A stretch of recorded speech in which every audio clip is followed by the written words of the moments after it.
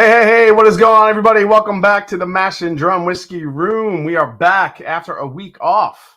Last week was hanging out in the beautiful state of Georgia. That's right, we were in Georgia. Jason, I'm not late. That's the intro's got to play, Mamuka. The intro's got to play.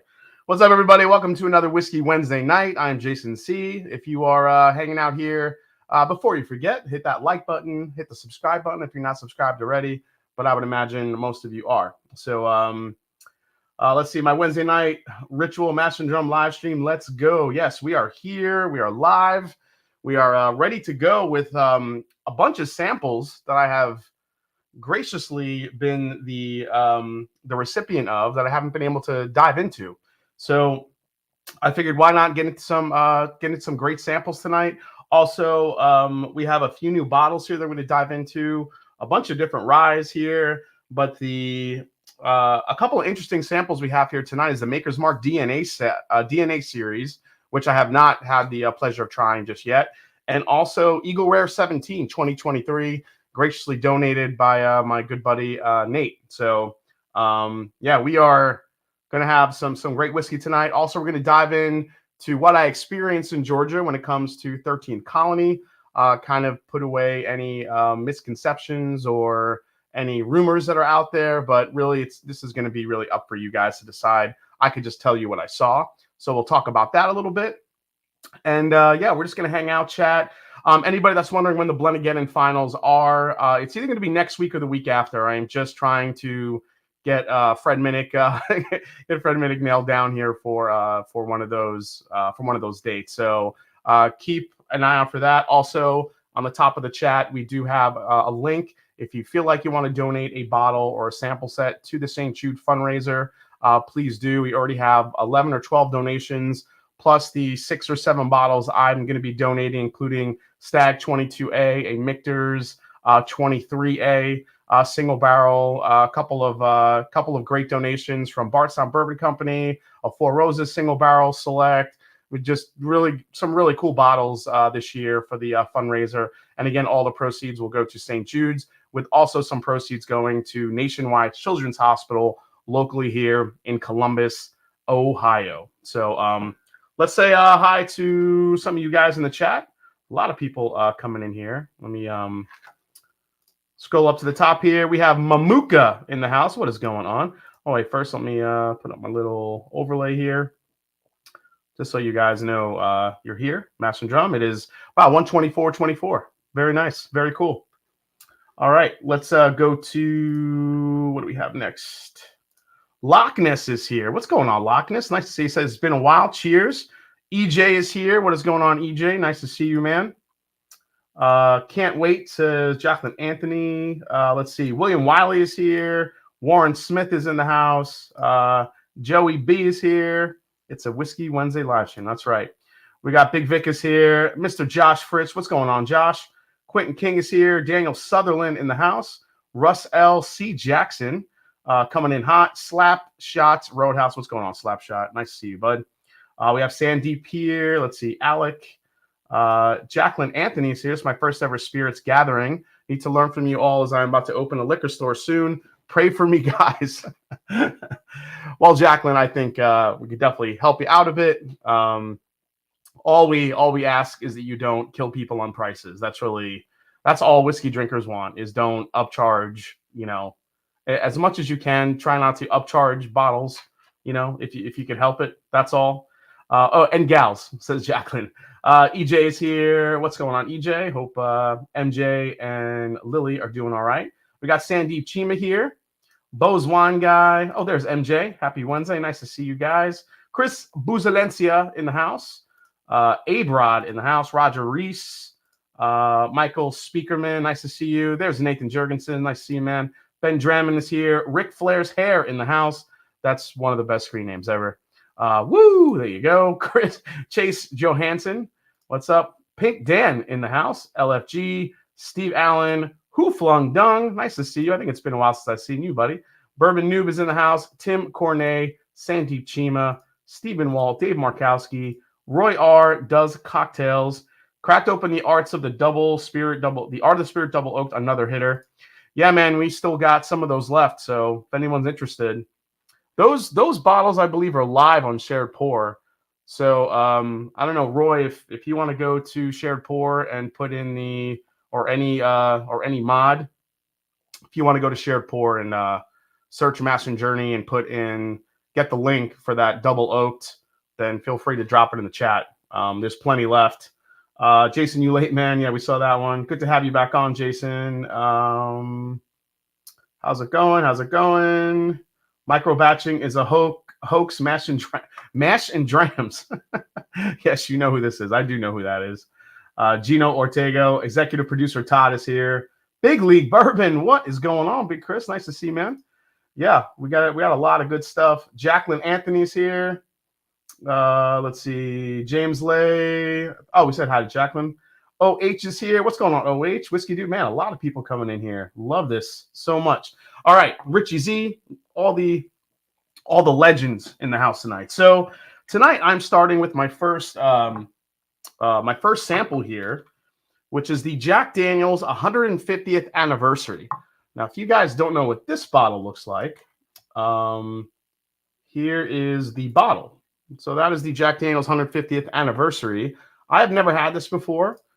So this is barreled and bottled at 100 proof. It is slow toasted. It is barreled and bottled at 100 proof. Okay, so entry proof of 100, bottled at 100, slow toasted.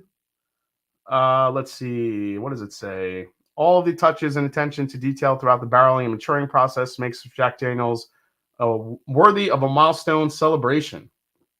So, all right, yeah, let's check this out. I've not tried this one yet, ever.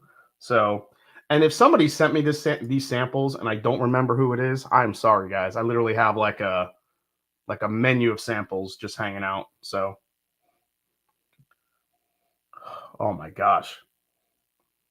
I just got a JD 12 year. Thanks for your recommendation. Cheers. 1924 still isn't worth it, right? CJ Miller. I think for $115, it's a nice way to try ultra aged or a higher or a double digit aged Old Forester.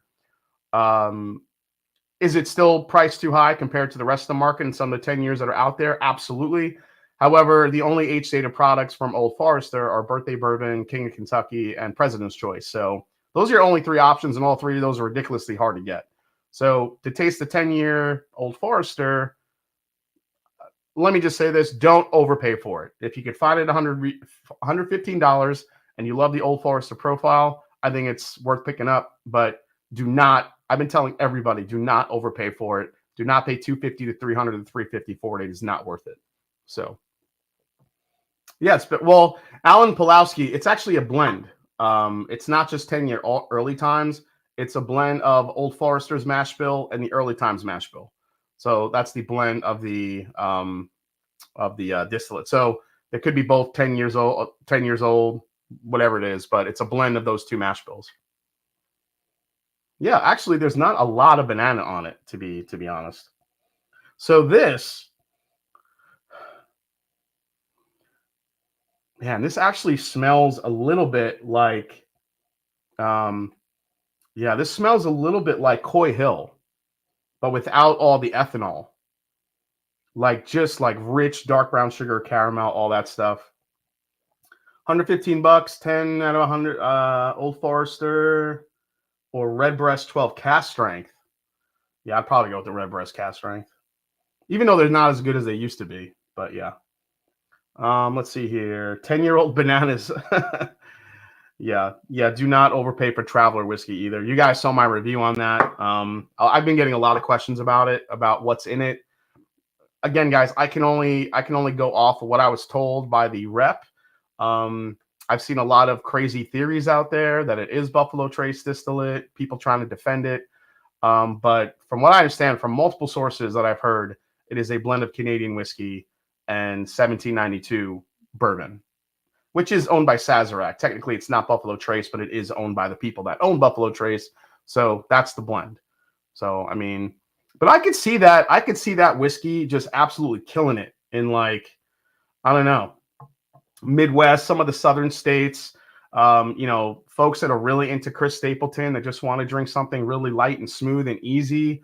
I mean, that Traveler fits that bill, to be honest. But I wish it was like a $25 bottle, not $40. 1792 is Barton. Yes, 1792 is Barton. Yeah, it's Canadian Mist. Lucas Oppenheimer. Supposedly it's Canadian Mist and Barton blended together, or 1792. RB 12 year isn't as good as it used to be. I wonder why. Well, Kenneth Bodek is like anything else. All those older casks that were available to us with kind of like those that got to maybe sit for a little bit while longer and mature. And there, you know, we don't know. There could have been some older stuff in there. We don't know, but it was released. And once the popularity of Redbreast kind of took off, you know, it just, you know, sourcing and not sourcing, but sources and their barrel inventory gets less and less, which means they got to maybe release that whiskey right when it hits 12 years old. And maybe it's just made a little differently. There's a lot of factors that could, you know, be involved there. Yeah, nothing to get excited about, but Traveler will be in Fred's top 10 next time. Mark it down, says James Lay. So you're saying bourbon drinkers in the South have bad taste? No, I'm not saying that at all. I'm just saying that, like, listen, I'm not a country music fan by any means, so don't go by me. But I'm saying, like, I've been to country music concerts, like, back in the day. And, you know, a lot of folks just, you know, had regular Jack Daniels with, like, a thing of ice, just, you know, knocking them things back. And it was just kind of like an easy sipping whiskey. So I think Traveler can kind of fit that bill for anyone that drinks, you know, those types of whiskeys. I mean, I've also seen people at concerts drinking straight up like, you know, 180 proof grain alcohol. So say what you will. All right, let's try this one. Here we go. Cheers, guys. Let me know what you're sipping tonight.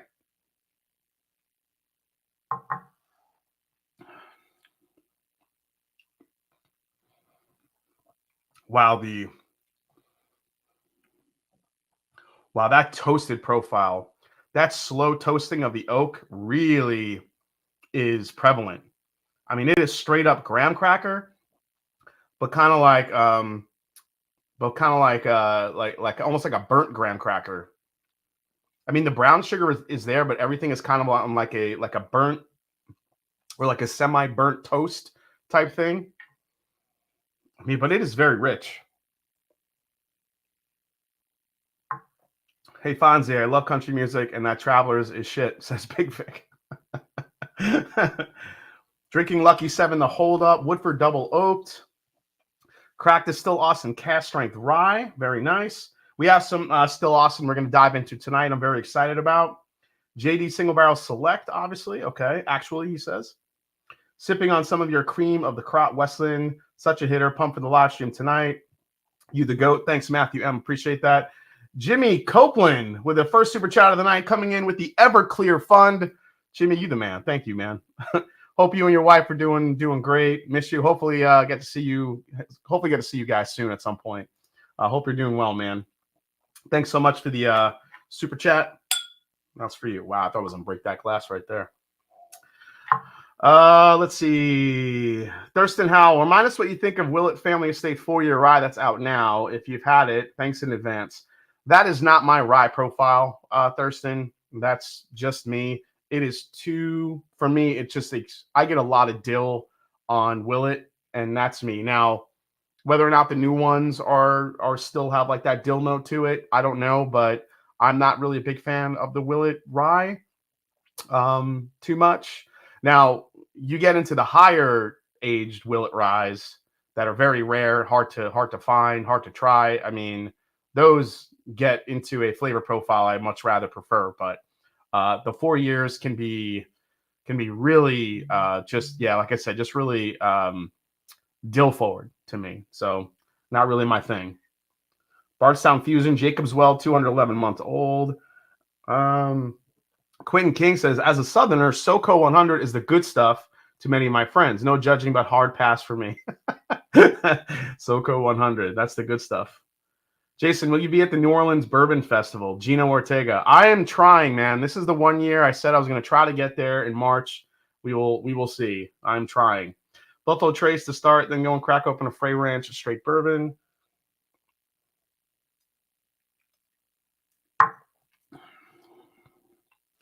Yeah, I think that slow oak, that toasted oak profile is just too much for me. It really just dries out the palate. It's got like this little chocolatey vibe to it with the toast. But yeah, it's again, it gets into like that toasted profile. I got to be in the mood for that. And then like with the Jack Daniel's profile, you kind of get like that banana a little bit with the brown sugar kind of mixed together. I mean, kind of a interesting whiskey right there, but I wouldn't say I would go out of my way to buy that one. Do or do not, there is no try. My Willet 10-year is amazing. 4-year I would leave on the shelf, says Fancy Franchi. Yeah, there you go. Fancy Franchi says it. Jason, what are your thoughts on that St. Cloud wine finish? As Big Vic Factory. Haven't had it yet, but most of the stuff St. Cloud has done in the past. I have the first bottle St. Cloud ever released somewhere back there. It is somewhere back there. But yeah, I can't say I've had that one. I don't even know where they're sourcing from anymore. Anybody know where they're sourcing from at this point? I don't know. All right, let's go to the next sample here. Now, one thing I do want to do is pour this. Where is it? Eagle Rare 17. I want to pour this out because I want this to get a little airtime. And this is, if any of you don't know, Eagle Rare 17 year for 2023 is actually Eagle Rare. It's a 19-year. I think it's 19 years and 2 months, if I'm not mistaken. So I'm going to leave that to the side. I broke out the ice glass just for that one. There you go.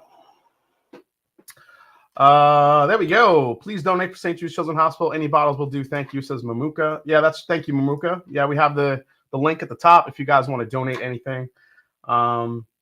I was joking with a friend last night about something we used to drink as teens and told him I'm going to revisit it. Cracking a black velvet right now, Alan Pulaski. Nice, black velvet. All right, next one I'm going to dive into here is an interesting one. And my buddy JD gave this to me. And this is Blackened Rabbit Hole. Now, if you guys don't remember what this bottle is, this is this bottle right here. So Blackened. Now, Blackened is the brand that is synonymous with Metallica. And basically, they have paired together with Willet in the past. And this time they did a collab with Rabbit Hole. Now, the skinny on this one is, this is the 2023 release from last year. Partnership between master blender Robert Dietrich and Rabbit Hole Distillery's founder, Kevin Zamanian. 13-year-old straight Tennessee bourbon whiskey, which is 64 corn, 36% rye, and Rabbit Hole High Gold High Rye Double Malt Kentucky Straight Bourbon, 70 corn, 25 malted rye, 5% malted barley. The blend is in cask finished and Calvados casks, bottled at cask strength and non-chill filtered. So there you go. And let's see here. Proof on this is 106.59. So 106.59 proof. So a decent proof point on this one. So there you go. Anybody had this in the chat? Anyone come across this one? Jason, does 0010 cast strength have the same profile as Booker's Rye? Old Overholt 10 cast strength, same as Booker's Rye? No. Booker's Rye is its own like echelon of greatness. No, it does not. Yep. Yeah, 22. That's right. They did do one with the guy from Angel's Envy. True. Regular Blackened started me on my bourbon journey last year, says Stephen Wall. Well, that's kind of cool to know.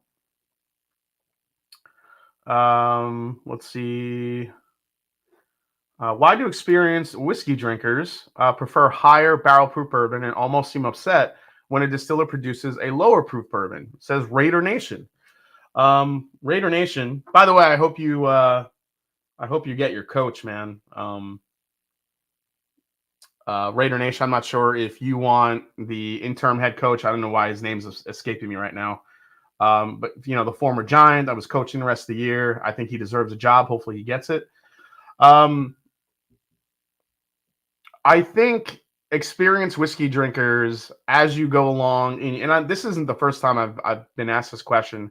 I think there's definitely a time and place for lower proof bourbon that's affordable, easy to sip, and stuff like that, which I totally love.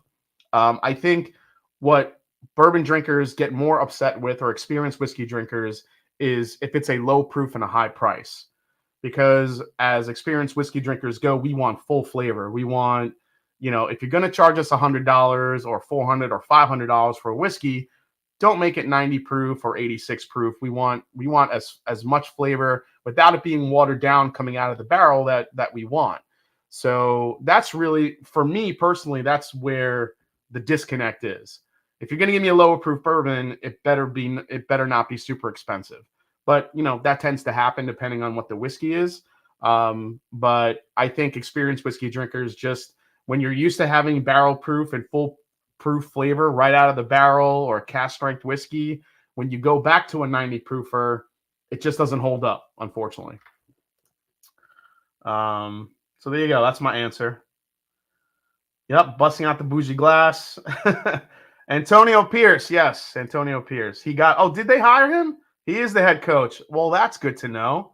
Yes, yeah, love Antonio Pierce. I'm glad he became the coach. I also just heard the Chargers hired Harbaugh today. That was kind of breaking news before everything. So there you go. Hey, Jason, I got the black and cask strength finish in white port cask. Have you had it? Yes, I've had that one combat. I actually was a fan of this one. So as I'm tasting through this one, let's yeah, see, Michter's 10 being lower proof is fine because it has such a extreme and such a different type of flavor profile because of that high age. Chris Stivers coming in with the $10 super chat. Thank you so much, man. Cheers. Ever since I went to barrel proof, the lower proofs are just meh. Yeah, I mean, that tends to happen, but I could say this though, like where I am in my whiskey like time right now, as much as I do like cask strength stuff and trying stuff out of the barrel, there's nothing like it. I think for like everyday sippers, I really like to live like between like 110 and 120, like somewhere in that gap. Like when I'm just trying stuff here and just kind of drinking at home, which is why I love, I think, Rare Breed so much, and Russell's and a lot of the turkey products kind of live right in that gap right there. I mean, don't get me wrong, I love a good Stag or Elijah Craig barrel proof, but as far as like everyday sippers go, I really like that 110 to 120 range. So yeah. At Beam, our tour guide suggested boiling marbles and adding them to our bottles to eliminate headspace in the bottle so the whiskey lasts longer. Have you tried anything like this? Does it work? I have not tried that, but I have heard that theory before. For me, it's really anytime you have a bottle that's like halfway down, if I really want to save it, I'll transfer it to a smaller bottle so there's less air getting into that. That's really the best thing that's worked for me. Okay, so let's go to some news. A lot of news in the whiskey sphere as of late, and we'll kind of run through these real quick, and then we'll get into what I experienced at 13 Colony. But I do want to go some of these new bottles that are hitting the market really soon here, guys. It's always hard to keep up each and every year with so much stuff coming out. But here's the first one. We have Buzzard's Roost. Buzzard's Roost is releasing their first ever American whiskey. The whiskey has a suggested retail price of $40, making it by far the most affordable Buzzard's Roost expression to date. This was available for purchase at Buzzard's Roost Whiskey Row Experience starting today, actually. This is distilled from a mash bill of 75 corn, 21 rye, and 4% malted barley. It is sourced from NGP for a minimum of 36 months and finished in char 1 barrels with their proprietary toast profiles. This is 3-year-old sourced whiskey with the #1 char toast barrels from its library. So, I mean, this is kind of what we like, guys. Just a nice, affordable whiskey, even though it's a younger whiskey from MGP. I will say, in my experience with Buzzard's Roost, the thing that they know how to do is really utilize those source whiskeys, and well, I should say improve those source whiskeys with what they do with the char levels and the different things that they do to the barrels to bring out the most flavor they can. So I'll be interested to try that one, especially for $40. I mean, why not? Let's see here. Let's see. Started seeing JD batch 2 out already. Really, this is going to be a batch 2. I haven't heard batch 2 even hitting the market. Now, is that the same as? Are they just releasing that together? I haven't heard anything about that. What proof is it? That's a good question. Let me see. What proof is that one? It is. Man, I don't think it says what the proof is. You know, proof might be variable if I'm I'll have to take a zoom in at that photo and take a look at it. I can't see what that proof is. It's too far. So yeah, going to be Travelers. Yeah, it might be Travelers. All right, let's go to the next one, guys, real quick. Let's go to this one. I don't know if you guys keep an eye on the secondary market, but if you do, yes, you've heard it here. You've seen it. It is the Woodford Reserve double oaked. So Woodford Reserve double oaked, which has come back. This is a highly popular bourbon that Woodford Reserve fans just go nuts for. They wait online for it. They just released this on Tuesday of this week.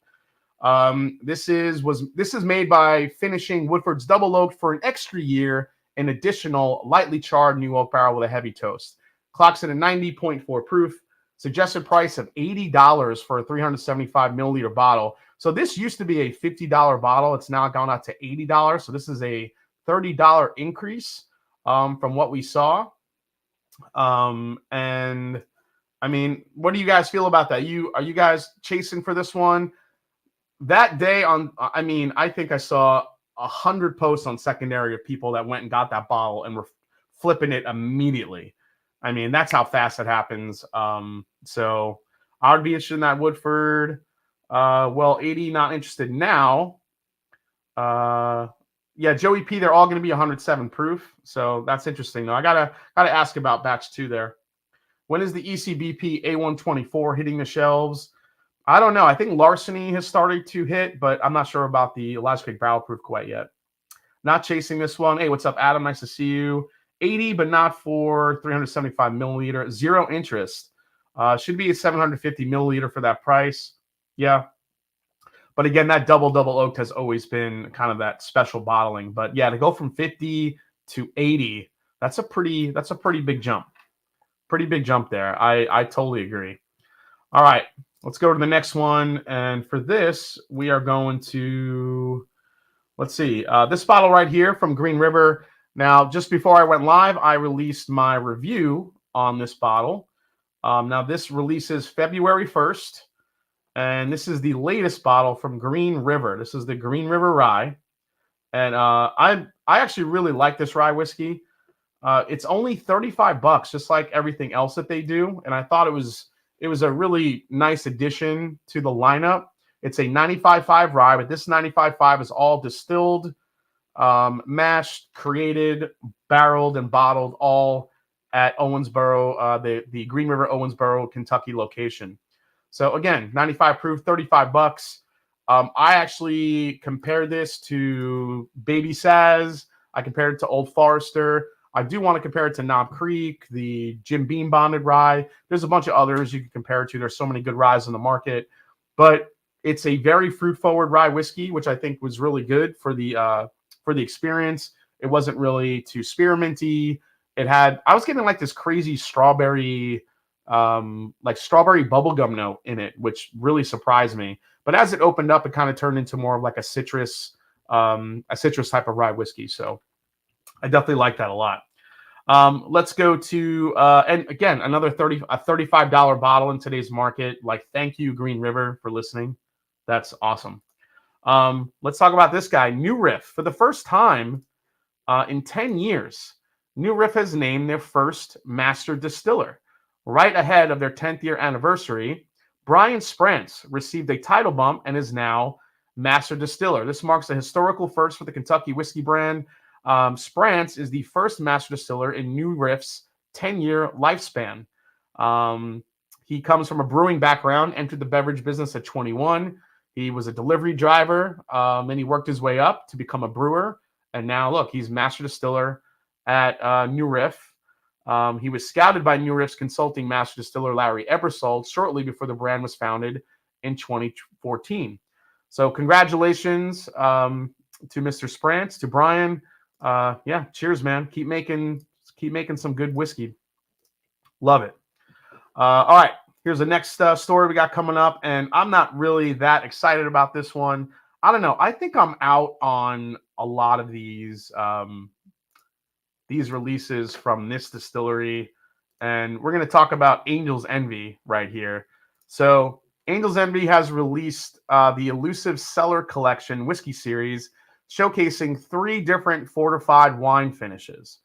So the Cellar Collection, if you remember, launched in 2019. They did an ice cider cast. They did a sherry finish. These are 375 milliliter bottles. The collection is a suggested retail price of $400. $400. So what's that? Like $175 each, something like that? $400. You could, so bidding for the lottery kicked off at 9 a.m. The lottery closed at 12 p.m. this Friday, just this past Friday.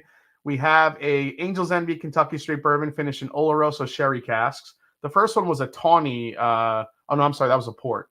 Angel's Envy finished in tawny port, which they've done before. And then we have an Angel's Envy finished in Madeira casks.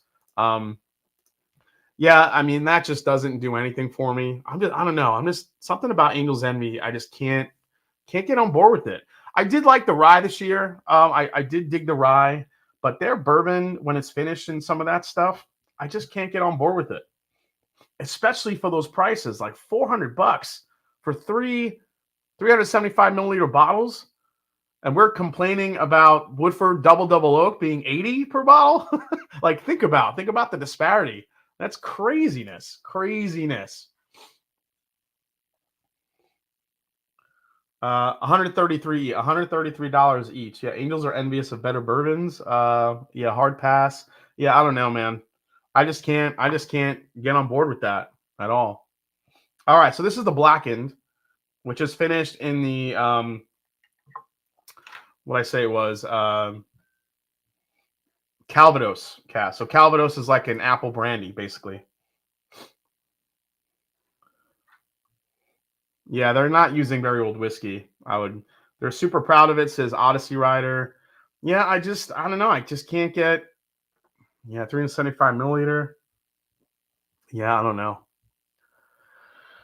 Angel's Envy. I'd be more impressed if Angel's Envy released kind of a higher age, thing rather than bringing out this younger whiskey with all these finishes on it. I mean, these finishes, and that's the thing that boggles my mind a lot about what's out there in the market today. Because what did I just read? I read Madeira, I read Oloroso, and I read Tawny Port Cask. These finishes are not new to whiskey. They've been around for years. And there's been plenty of cheaper variants out there for people to try a finish like that. I mean, I don't understand why you have to get into a 375 milliliter bottle and then charge 133 per. Like, it's I don't get, like, yeah, you're paying for the bottles, the boxes. Like, I think it comes with boxes. Is it the pretty boxes it comes in?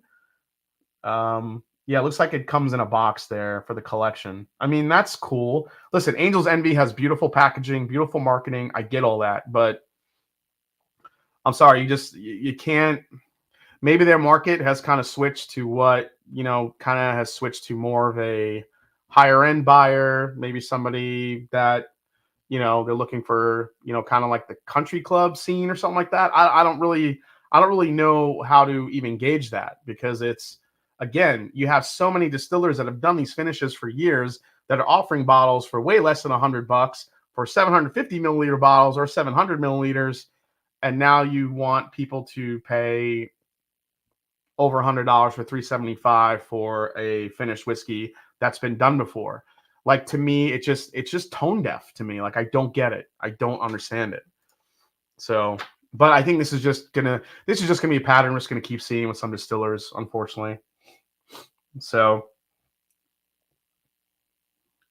price aside, are you not a fan of Angel's Envy as a product, the juice itself? I'm more a fan of the, I mean, yeah, I think it's good for what it is, but their whiskey, I do not like the regular Angel's Envy port finish bourbon. Just not my thing. It's way too sweet. Same with the rum finish rye, way too sweet. I do like some of the cask. I do like some of the higher proof cask strength bottles that I've tried. And I do think that the bottles this year, or I should say just this past year that they released, including this one, that rye, the cask strength rye, I think this cask strength rye is probably one of the best things that they've made, in my opinion. I liked it over the new bourbon, the cask strength bourbon that they released. I think that rye was the hitter of the of the series. But you had to pay what, $300 to get that bottle? It's pricey stuff, man. All right, let's try this rabbit hole real quick.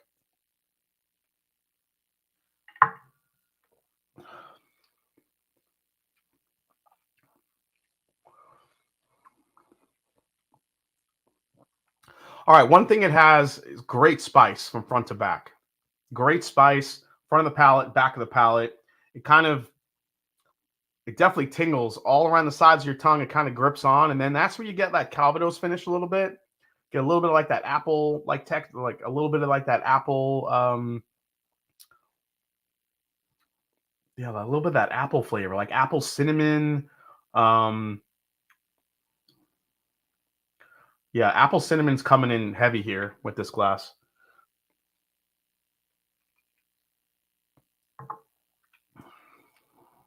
Is it better than AE Ice Wine Finish?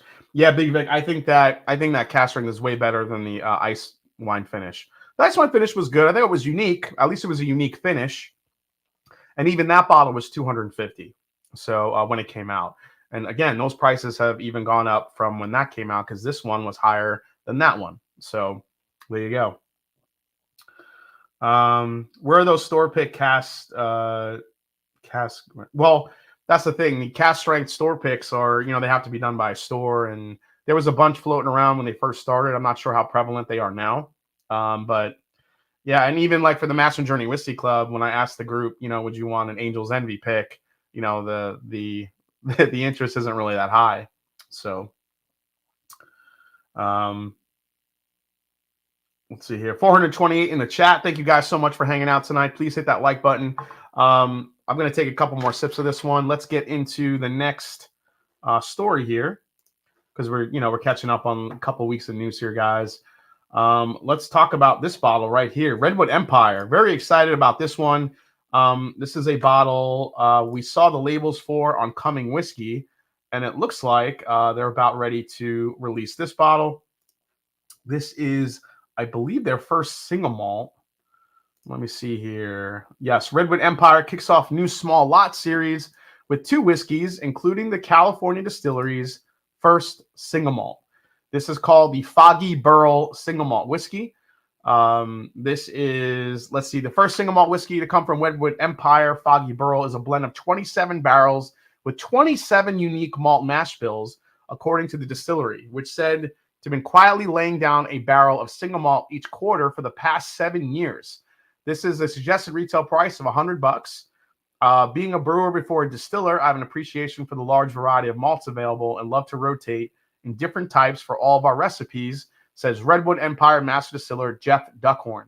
This is distilled from 100% malted barley and aged in toasted and char 3 barrels, bottled at 47% ABV, like all the Redwood Empire whiskeys. Foggy Burl is named after a tree, just like all the Redwood Empire whiskeys. Then you have the Devil's Tower High Rye Bourbon, which is also included in that release as well. So really cool stuff just coming out of Redwood Empire. So I'm excited. I really do want to get my hands on those. I haven't seen them yet, but I am eager to try that one. Let's go to the next story here real quick, and that is, this actually looks pretty cool, guys. The distillery RD1 has broken ground on a brand new distillery. Look at that at the Commons. Check out that. That is pretty modern looking. I kind of dig the look and feel to that one. So RD1 just broke ground. This is a $4.8 million Kentucky distillery to provide a great bourbon experience for visitors. RD1 Spirits unveiled that it's broken ground on the $4.8 million brand destination in Lexington, Kentucky. It's set to more than double the size of the bourbon brand's current facilities. As of one of the newest brands added to the Kentucky Bourbon Trail, RD1 Distillery at the Commons will help boost hometown pride and contribute to the vibrant, winning atmosphere of our community.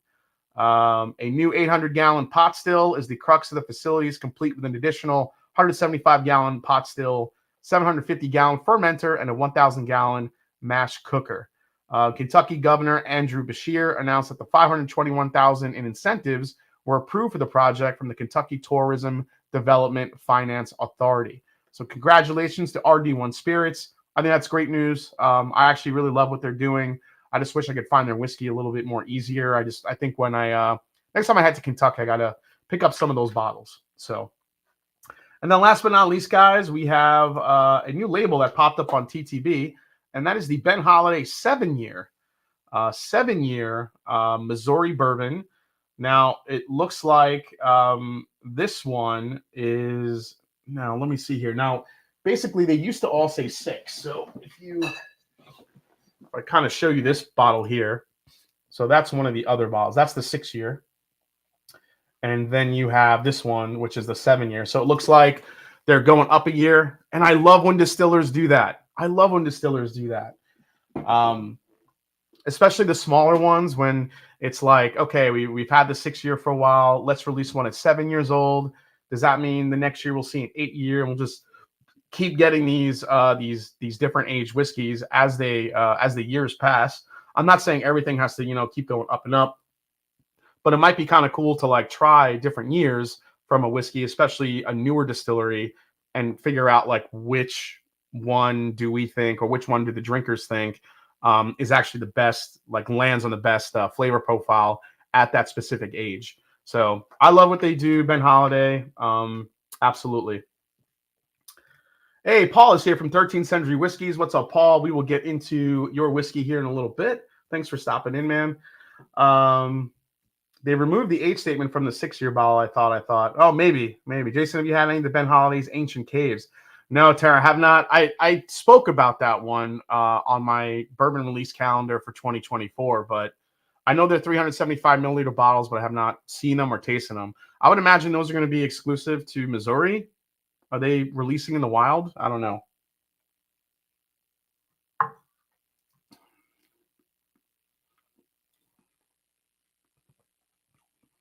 So this is actually a pretty nice whiskey.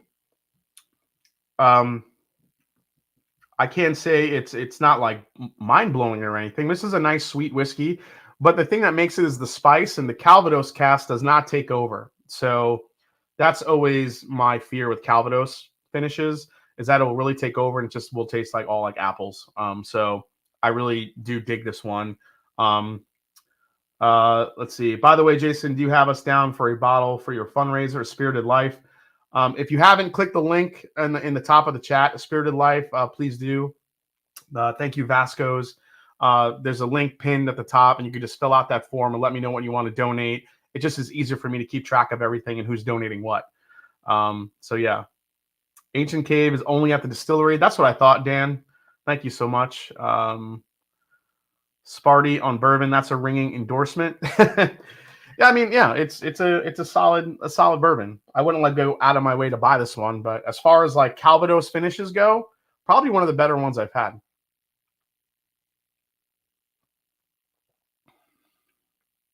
Yeah, what saves it is the spice of it.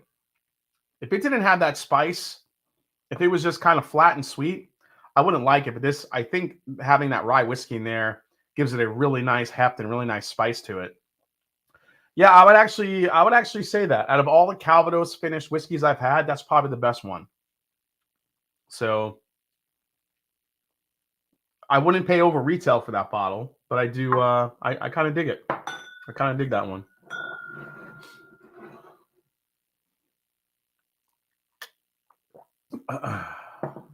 All right.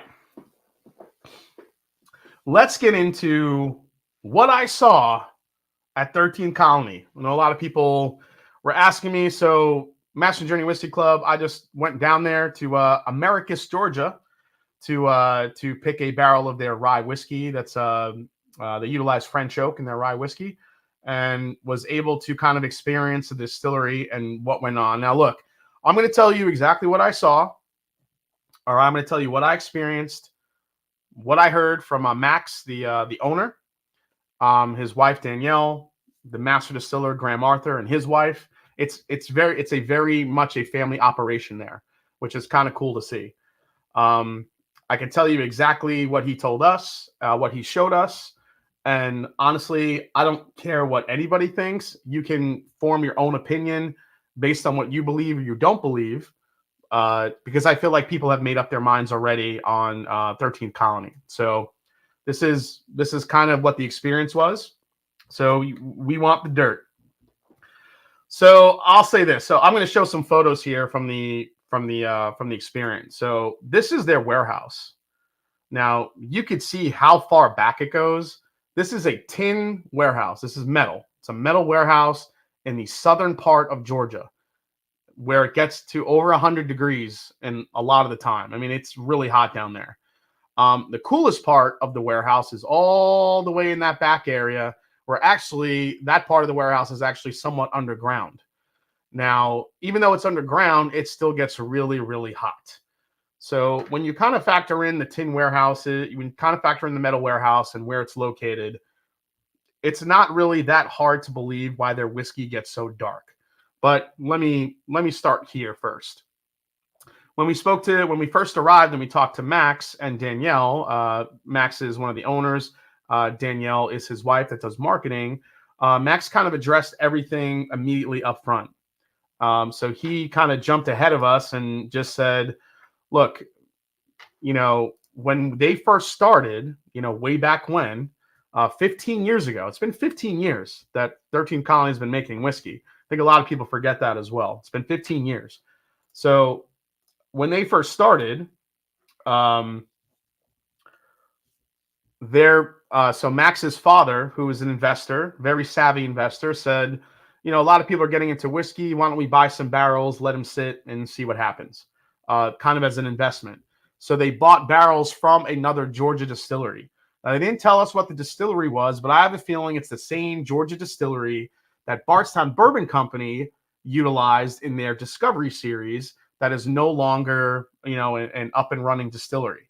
So whatever this Georgia distillery was, they bought a bunch of barrels and had them on site. And that's essentially what they used to get kicked off and starting. So that's how they basically started. Now, he didn't tell me how many barrels they bought, but it was a good amount of barrels that they bought from this distillery. Just tell us if they're adding shit to the double oak or not. So we'll get into that here. So that's how they started. Basically, they also went into the fact that they don't use coloring. They literally took us around the entire operation, and there was no coloring to be found, none to be had. Whatever you guys want to think. You think they're using coloring? It's not. I will tell you that they do add maple spirals to their double oak bourbon. Now, the thing that they did also say. Now, let me show you the barrels here. So here are the barrels for their double oak bourbon that's cooking right now. Now, they say that not every barrel gets a double oaked. Not every barrel gets a stave put in it. It really depends on the flavor profile. If they feel like it's getting too far along where it's getting astringent, they add a maple spiral to it to kind of sweeten it up a little bit and kind of take the astringency out. Now they are saying that they are adding straight to the whiskeys, straight to the labels. And here's the thing. This is what they said. And, take it for what you will. They said when they first started, they literally didn't really know anything. And they just decided not to put straight on the whiskey label because they really honestly didn't know any better. And the TTB didn't care. So they just left it off. And they also thought that nobody would care because they were so small and they were so new. Remember, this is 15 years ago when nobody knew who the hell they were. The first few years, I think he said that they literally sold 3 barrels of whiskey like the entire year. So they were really, struggling in the beginning. Here is their still. And that is Master Distiller Graham Arthur that was kind of talking to us about it. Here's another close-up of their small still. Now, you can't see it, but inside the still, we do have some copper plates and some copper coils in order to clean out those whiskeys. A lot of people are asking how come it's not a copper still, but there are copper components in it to really clean the whiskey. So there you go for that. Let me get into it's all so the sour mash 13 Colony bottle is distilled. That was all sourced from Wyoming. That was Wyoming whiskey who they sourced those barrels from. everything they make now, all the rye whiskeys that are being made now, they do use French oak. They do use French oak spirals, and they put them in the barrels for that. And it's actually, I think it's noted on top of the bottle here. Which I will. Is this the newer bottle or the older bottle? Let me see here. That's the sour mash. That's the rye. No, that's the older bottle. I don't know where the newer bottle is. But on the top of the stamp that covers the cork, it does say French oak on top of it. So what else did we find out? Again, no coloring. They haven't. Now they are sourcing whiskey now because they have to. Now the mash bill that they're going to be using, I believe, is let's see here. Let's see. Contract distilled whiskey to be featured soon using the mash bill they use now. Now, they do use a number 3 char American oak from Kelvin Cooperage as far as other barrels that they use. I think I have a close-up here of some of the... They also use this one, Oak Cooperage, which is made in California. They do use some different oak cooperages, but they also use a char 3 and everything, because if they use a char 4, just get way too much oak for their whiskey. So they do use a char 3, which is what they told us. Also on top of that, so here's what else they said about the double oak bourbon. Some of the barrels, not all, will get a maple wood spiral added to the barrel if they feel the particular barrel is getting too astringent and tannic. Their rye whiskey uses a French oak spiral, which is noted on the cork sticker. Why is their double oaked whiskey so dark? It's been aging in their metal warehouse in southern Georgia, where temps get into the 100s, so do the math. Now, their new 15th anniversary bourbon that is utilized with French oak will be labeled as straight, and when the contract distillate does start being used, you will see a distilled by designation. They, however, did not tell us what that where that source whiskey is going to come from. Now, if you read what their mash bill is now, you can assume that it's coming from Green River in Owensboro, Kentucky, but apparently it is not. So they wouldn't tell us where it's coming from. Hey, that's their prerogative. So, but you will see a distilled by date once that whiskey starts shifting to the source stuff. But other than that, that's really what we found out. It's a family business. They were really great to us. I mean, you guys, the last thing I'll touch on is there were photos of totes outside the facility that people were taking pictures of, like, oh, what is that? What is that? It's stillage. It is the stillage that farmers use to pick up and go feed their cows. So, I mean, honestly, guys, they're really not doing anything shady or trying to be shady. It's literally just a family operation that they're just trying to make good whiskey.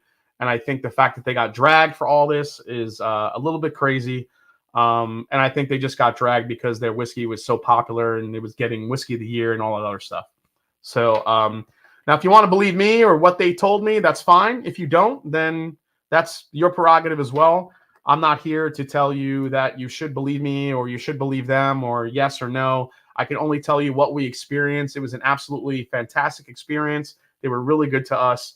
And unfortunately, they're being dragged for stuff that just isn't true. And now the one question that I've been getting is, why haven't they responded to all the criticism? So Max had told me that basically they don't respond to bullies, because a lot of the questions were asked after their name was dragged. So they're not gonna commit to talking or saying anything to anyone who decided to, write their own opinions before knowing the truth. So there you go. I mean, it's pretty simple. It's it's nothing crazy. Let's see here. They've been making bourbon for 15 years. All their current product stuff is Georgia stuff. They will change. The limited stuff like DO and 15 anniversary will be local stuff. Yep. Yeah, I mean, it's really... So the guy from Bourbon Pursuit, it's just butthurt because 30 Count is selling better than their blended bourbon. I mean, I'm not going to speculate, but I think anytime... I was there too with the Junkies and I had a similar experience. Max, Danielle, and Graham with all awesome, great people and awesome juice. Absolutely, Keith. Couldn't agree more. I mean, you guys got to understand, I was talking to Graham's wife. So Graham Arthur, who's the master distiller, his wife was there. And obviously Max, the owner, and his wife Danielle was there. Amazing people. I mean, I was talking to Graham's wife and you could see her like getting upset because she feels like her husband's name is being, kind of dragged through the mud. because of all this controversy. I don't think when people realize, when they put stuff out there like that without really finding out about not only the people behind it, but the truth, what it is, you don't realize like who you're hurting. And listen, I know it's a media thing. I know people like to write articles, get clicks and all that crap. I get it.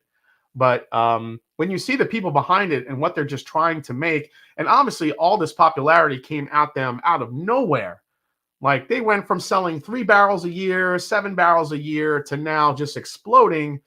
So now they're having to like backtrack and fix all this stuff, and it's just coming from all sides. So so like I said, man, take that what you will for what it was, but it was a great experience, and we didn't see anything shady having anything to do with what they're creating. They're just learning as they go, like every other small distillery does. Did they maybe not should they have maybe like put straight on the label and done some other stuff? Yeah, sure. If you want to say that, fine.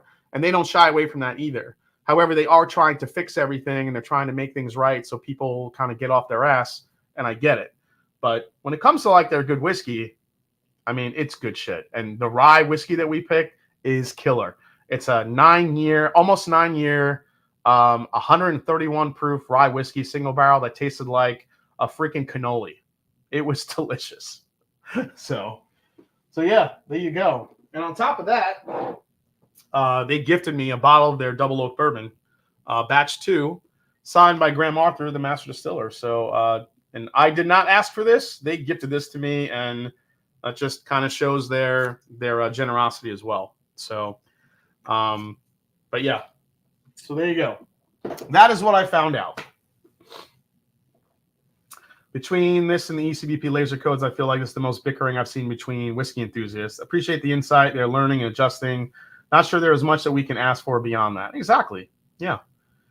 Yes, the rye is all utilized with French oak. However, their 15th anniversary that they're coming out with is a bourbon with the French oak, and we got to try it, and it's delicious. Delicious.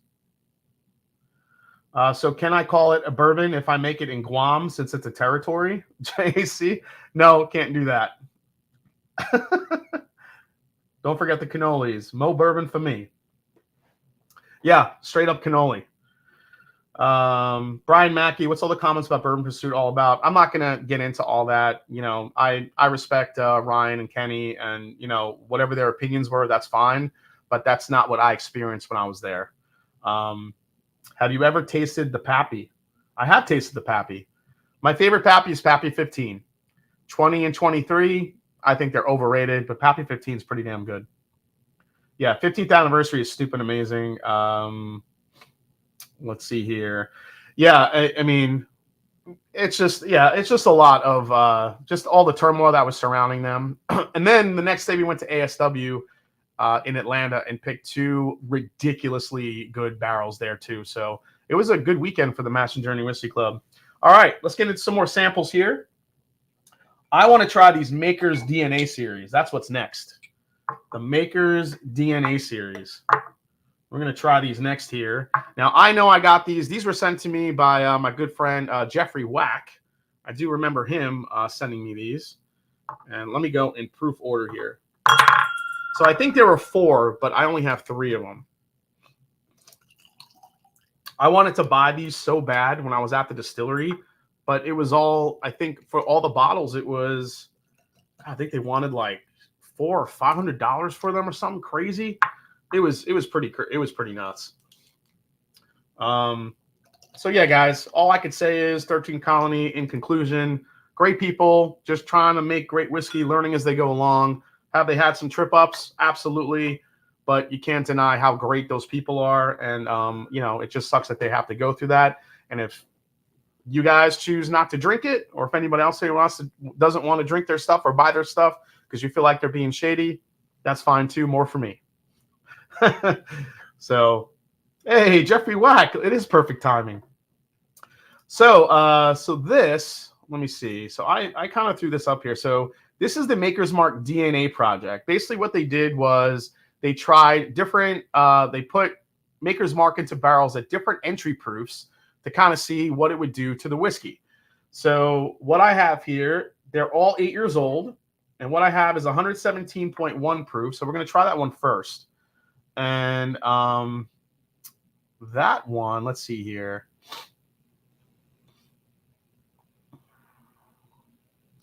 All right, so 117.1 proof went into the barrel at 115 proof.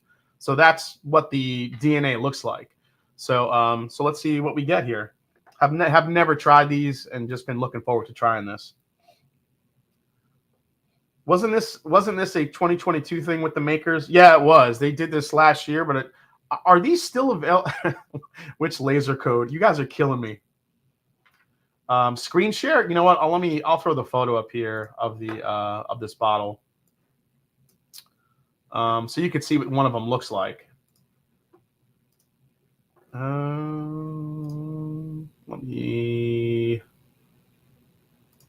Ah, damn it.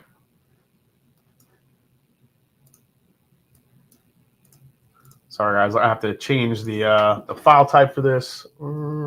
Okay, that should work. All right. So let me throw this up here. And where? Yeah, there it is. Okay. So while that photo is uploading here, this is what the DNA bottles look like. There we go. Maker's Mark DNA. So this one is 117.1 proof. This went into the barrel at 115 proof.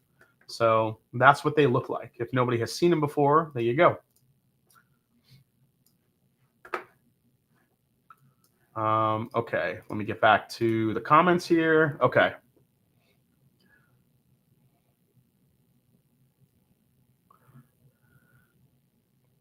I haven't tried 13 Colony. Would like to, though. There's so much good stuff out there. It's hard to get to everything. I don't know how much most of you do. Cheers to you all. Yeah, I mean, Tora Podi, yeah, I could definitely use some sort of producer to help me out as I go along here, but I've been doing it by myself for so long. It's crazy to think about it. By the way, I do want to say thanks to everybody. The channel just did hit 86,000 subscribers. I've had some really nice growth here in the last several months. A lot of people, I shot up from like 83 to 86 pretty quickly. So I'm just going to keep churning out content and hope to hit that 100,000 subscriber mark sooner than later. So I really appreciate the support, guys. Just want to say that before I forget.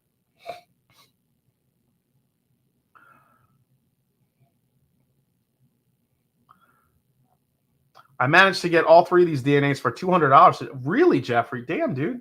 That's a good price. So this one, typical Maker's Mark here. Nice kind of light caramel apple. Nothing really out of the ordinary. Let's give it a try.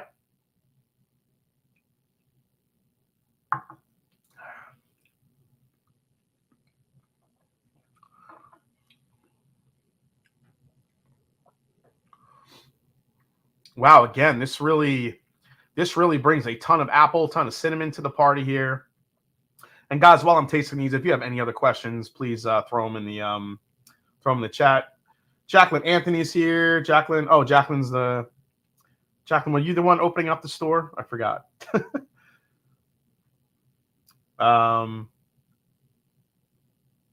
Let's see here.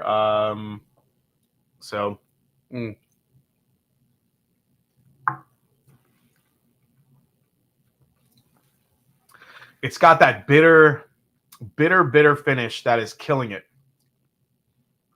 Not a fan of that one. I don't like that DNA at all. The first sip wasn't bad. Second sip, it got weird. It got weird. Yeah, never gonna get it. What were your top finished whiskeys last year? Been enjoying JB Double Barrel Rye. Man, top finished whiskeys. Man, that's tough. So many good ones. I mean, Kelvin 60 was up there for me from Foregate. If I had tried that K. Luke Cabernet in 2023, that might have been up there. Yeah. All right. Yeah, I'm not going back to that one. That's going to kill my palate. All right, let's go to the next one, which is 122.3 proof. And this has an entry proof of 120 proof. So this went to the barrel at 120, came out at 122.3. Hopefully this one's a little bit better.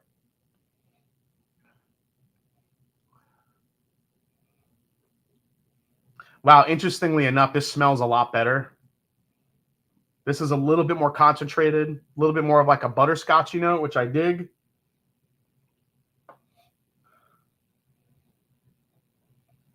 Yeah, tons of vanilla here. You still get like that weedy Maker's Markian like flavor that you get. But I will say the nose is noticeably better than the first one, but let's try it.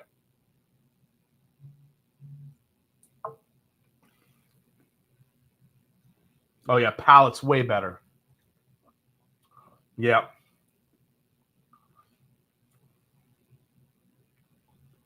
Wow, there is a spice to this that I don't think I've really ever had on a Maker's Mark. I mean, like deep black pepper, a little bit of like a cayenne pepper, cinnamon, allspice. Like there's a really good spice to this. I like this one.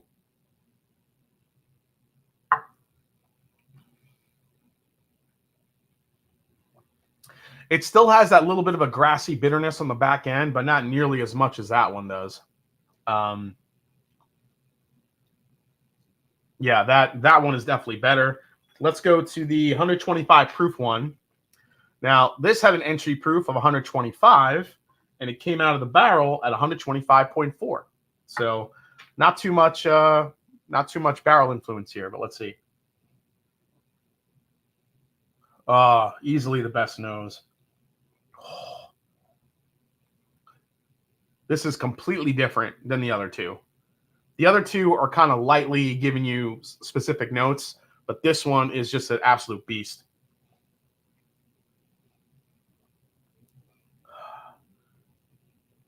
It's got like this smoked cherry note to it, which I really dig. And again, that spice is there too. But yeah, this is easily the best nose. I would say this has a little butterscotch in it too mixed in. Maybe more of like a burnt toffee type thing. All right, let's try this one.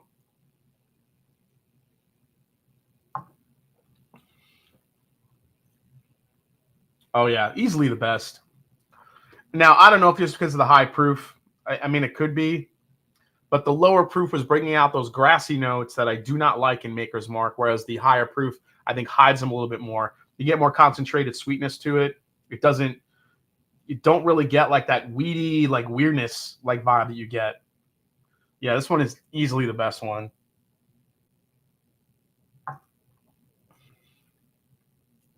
I'm still getting that grassiness though.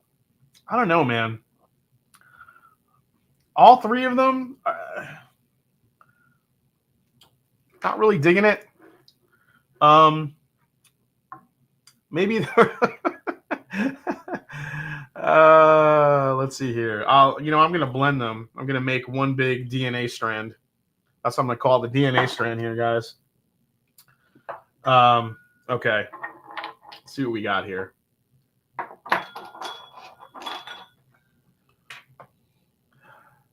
Hopefully the DNA strand comes out better than they're better than the sum, hopefully the sum of its parts is better than them individually. Trev and three of us gravitated towards the 122 proof one. I could see that. I think that was definitely better. I think that was miles better than the 117 proof one. It definitely has the better flavor. I like the butterscotchiness of that one, Jeffrey, but I'm still getting that weird finish on it for me. I don't know. Paul says, no, don't do it. Don't try it. I'm not going to try it yet. All right. So while Paul's here, I do want to get into this whiskey here. So Paul, who's in the chat here, where is he? This is Paul, everybody. Everybody say hi, Paul. Hi, Paul. He is the founder of 13th Century Whiskey. So now he emailed me, and I felt really bad because he kind of messaged me on a comment on my video because he had sent me an email that I just never saw. It just went to spam. I get so many emails about people wanting me to try whiskey, and some of them have actually ended up being bullshit. And I was like, never responding to those again. But Paul kind of he made a comment on my video, and I was like, okay, yeah, let me look for that. Let me look for that email. Found it, and lo and behold, 13th Century Whiskey is a thing. I've been working on one bottle of 13th Century straight bourbon for your channel Been watching your channel for a few years. Really enjoy your no bullshit, honest opinion, personality. I became a partner at Custom Bottle Manufacturing 2007, making many bottles for brands including Westland and Hill Rock. Then set up a distillery in 2013. Short story. So Paul sent me gave me a choice of what to try from 13th Century that he has been working on. He had a rye reserve, a bourbon low rye, a bourbon high rye, and an American single malt. I went with the rye reserve because that sounded it's a batch number 5, bottle number 134, and this beauty comes in at what did you say it was? 140.9 proof. Oh yes, 140.99 proof. So 13th Century from Richie Z's, kind of odd but great, coming off the 13 Colony update. Yeah, right. It's like 13th Century, 13 Colony, a lot of 13s. America. So I've been waiting to pour this. Hey, what's up, Giselle's Bourbon? Nice to see you, man. DC's in the house. Nice to see you, DC. Hope you're doing well. Paul says, all good, bro. So, Paul, in the chat here, why don't you tell us a little bit about what's in this bottle, what the blend is. This is American Straight Rye Whiskey. I think you said this is a blend of 5 barrels, if I'm correct. And he was kind enough to send me this. I mean, look at the color on this rye whiskey. Look how dark that is. They must be adding coloring, right, guys? I'm only kidding. I'll stop. So pretty sleek looking bottle. Planned back in 2014. The 13 Colony thing. Little hazmat action going on here. Yeah, little hazmat action there with 13th Century. So yeah, American Straight Rye Whiskey. I have not had this yet, guys. You know, Paul was kind enough to send me this, and here we go. Color, how dare you, says Paul. I'm only messing with you, Paul. But yeah, he was kind enough to send me this blend, and let me just get it straight again here, guys, before I taste this. 140.9 proof. It is 5-barrel production, 2016 and 2017 barrels, chars 2, 4, and 5. So from what I gathered from the email, Paul utilizes different chars and blends them together to create something a little bit more unique. So there you go. Let's try it. So, Paul, where can you buy 13th Century? Is this available to the public at all? You know, all that stuff. give us all the stuff. Yeah, is that? Oh yeah, no, it's a holy shit. There's a. How did I just notice this? There is a blown glass still in the middle of the bottle. Holy shit! You guys seeing that? You guys see? Let me do this. I thought it was printed on the back of the bottle this whole time. Colorado and Nebraska. I'm going to use my little light here. Maybe you guys can see it. There we go. So you guys see the still in the middle of the bottle? How cool is that? That is badass. I thought that was printed on the middle of the bottle or something. Holy shit. That's really cool. So yeah, as you turn the bottle, so if you look at the bottom, it's all indented, and you could see the still is just kind of made in the middle of it. That's really cool. Pot bottom, column top. There's a bong. There's a bong in the bottle. Jesus. Oh my God. All right, let's try this thing.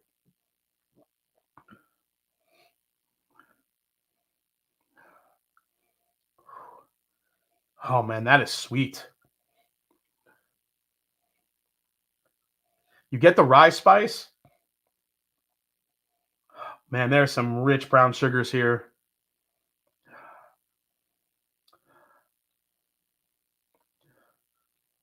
Man, toffee, almond.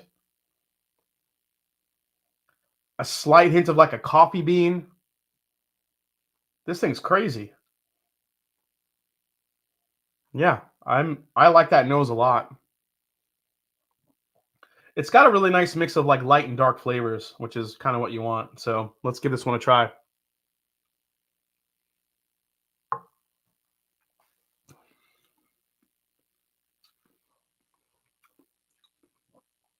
Not what I expected on the palate. Wow. there's this floral component to it that comes through right in the beginning, and then it just hits you with sweet by the time you get to the mid palate.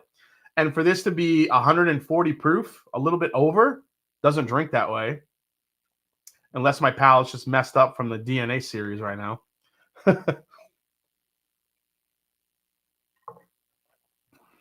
Yeah, Hazmat Rye. Wow.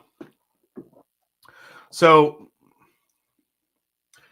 all of a sudden you get like this dark fruit, like the dark fruit flavors kind of come to the forefront here in the mid palate. But I'm telling you, that like toffee, almond cookie, rye spice just hits your mid palate. That's crazy, that thing.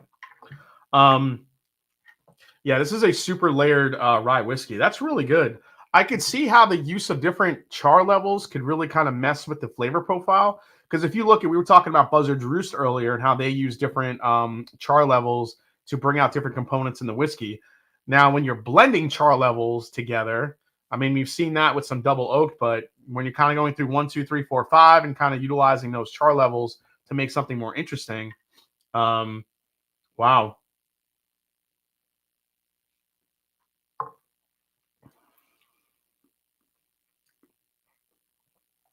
Yeah, the more you sip this, I think the more fruit forward it gets. Also, the more rye forward it gets. You start, more of that spice starts coming to the forefront. It starts getting a little bit more, yeah, more spicy. But that does not drink like a 140 proof bourbon. I'm sorry, 140 proof rye whiskey at all. That's really nice. I can't wait for this to open up a little bit and see what happens. I'm actually going to pour a little bit more in the glass here.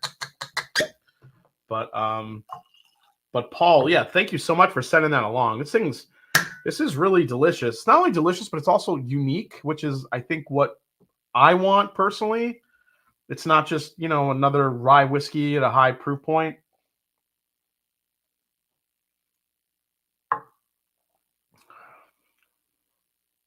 Yeah, 140 proof rye. Woo. That's good. It almost gets to like a little bit of a licorice note too, starting to come to the forefront, but not like that nasty black licorice that I hate. More of like a fennel star anise, like a natural licorice like note. But man, this thing is all over the place. This goes from sweet to fruity to herbal. That thing's crazy. Paul, thank you so much, man. That's really good. 13th century. They're very small, but might be something you guys ought to look out for. And look at that bottle, that freaking still in the middle of the damn bottle. What the hell? I actually want to finish this bottle so I can reveal the whole bottle in there, the still. That's really cool, man. Well done, Paul. It looks like this is available in Nebraska and Colorado, I think Paul said. JG says, I like black licorice. Some of them picks gonna be heavenly. You hate black licorice. Unsubscribe, says EJ. Yeah, I see, but you got to remember, I grew up with like Sambuca, like my grandparents drinking Sambuca, like that fake, really harsh black licorice, which was just nasty. I hated it. I couldn't take it. So that's what turned me off on black licorice. But that doesn't have that fake Sambuca taste. Yes, Colorado and Nebraska, Johnson Brothers. Yeah, Anazette. Yeah. Don't finish it in one sitting, please. I'd like to watch more of your content, says Terrence McDermott. Yeah, I'm actually going to leave this aside and let it open up a little bit more and see. We'll taste that a little bit later. All right, let's get into some of these Still Austin whiskeys that were also sent to me by my good buddy Nate. I have not gotten a chance to try these yet either. These are all, well, you know what? I think I have tried one of these. We'll put that one aside. That's Nancy's pick. But I do want to try these. Okay. So this is Still Austin Fall 2023 High Rye Bourbon. So I'm going to try that one. And then we're going to try two experimentals here, or two special releases, I guess. The Summer 2023 Red Corn Bourbon. Nathan, is this red? Is that Bloody Butcher Corn, the red corn? Just curious. Because if it is, I have a very bad relationship with Bloody Butcher Corn. Bloody Butcher Corn. Because of this shit. Because of that. So this is Bloody Butcher Corn. I'm not excited. All three of these are Ball and Bond. What can I get for $80 here in Massachusetts for a decent bourbon? I have only ever spent probably $45 tops, says Smoke Steve. I mean, that's hard to tell you, Smoke Steve, because I don't really know the prices in Massachusetts of what you can get. All I could say is that if you could find a Elijah Craig barrel proof for $80, I don't care what year it is, what month it is, what freaking laser coat it is. Try to find a Elijah Craig barrel proof for $80. It'll definitely be worth your while if you could find it. So that's where I immediately go. Or if you could find a Knob Creek 12 year, I would definitely put that in the mix. For about, I think that's about a $65, $70 bourbon. But those would be my top two for you, man. So go look for those two. 13th Century Whiskey National Launch, 40 days away. All right, Paul, well, keep us posted on that, man. I think that would be really cool. So that does that mean you're releasing your whiskey nationally? What does that actually mean, Paul? KC12 is 62 in Massachusetts. There you go, man. Go pick up a KC12. Knob Creek Single Barrel Select. They can keep Knob 12. Mojo, you don't like Knob Creek 12? Dude, Knob Creek 12 is the bee's knees. I love that stuff. Yes, but allocated for now. Okay, Paul. All right. Paul needs to come on the chat. Yeah, Paul, you know what, Paul? We'll schedule when you go national. Send me some samples of your other stuff. We'll have you come on and we'll walk through the entire lineup, man. That'll be a lot of fun. Mojo says, not for me, G. Okay, not for me. KC12 is a staple for me. Interesting. All right. So this is the high rye bourbon. We'll start off with this one before we get weird. Again, I've never had this, and this is what it looks like, guys. So here's the high rye. Let me see here. I did throw the pictures in here of them. This is that it? That is the no. That's the high rye. So this is the high rye bourbon bottle from Still Austin. See, guys, I always do my homework for you. I get the photos. You can see what the hell these things look like. I remember seeing this stuff when it was announced, but I never got to actually try them quite yet. So I'm excited to try these. I love Knob Creek 12 year, man. Love it. I think, but Knob Creek 12 cast strength needs to come back. Knob Creek 12 cast strength is one of the best bourbons Jim Beam has ever made, and they released it once. That shit better come back this year. I'm just telling you. I want that bottle again so bad. I've been nursing my Knob Creek 12 year cast strength because I don't know if it's ever going to come out again. Nathan says none of these three are crazy good in my opinion, but really interesting and tasty. All right, let's try this one.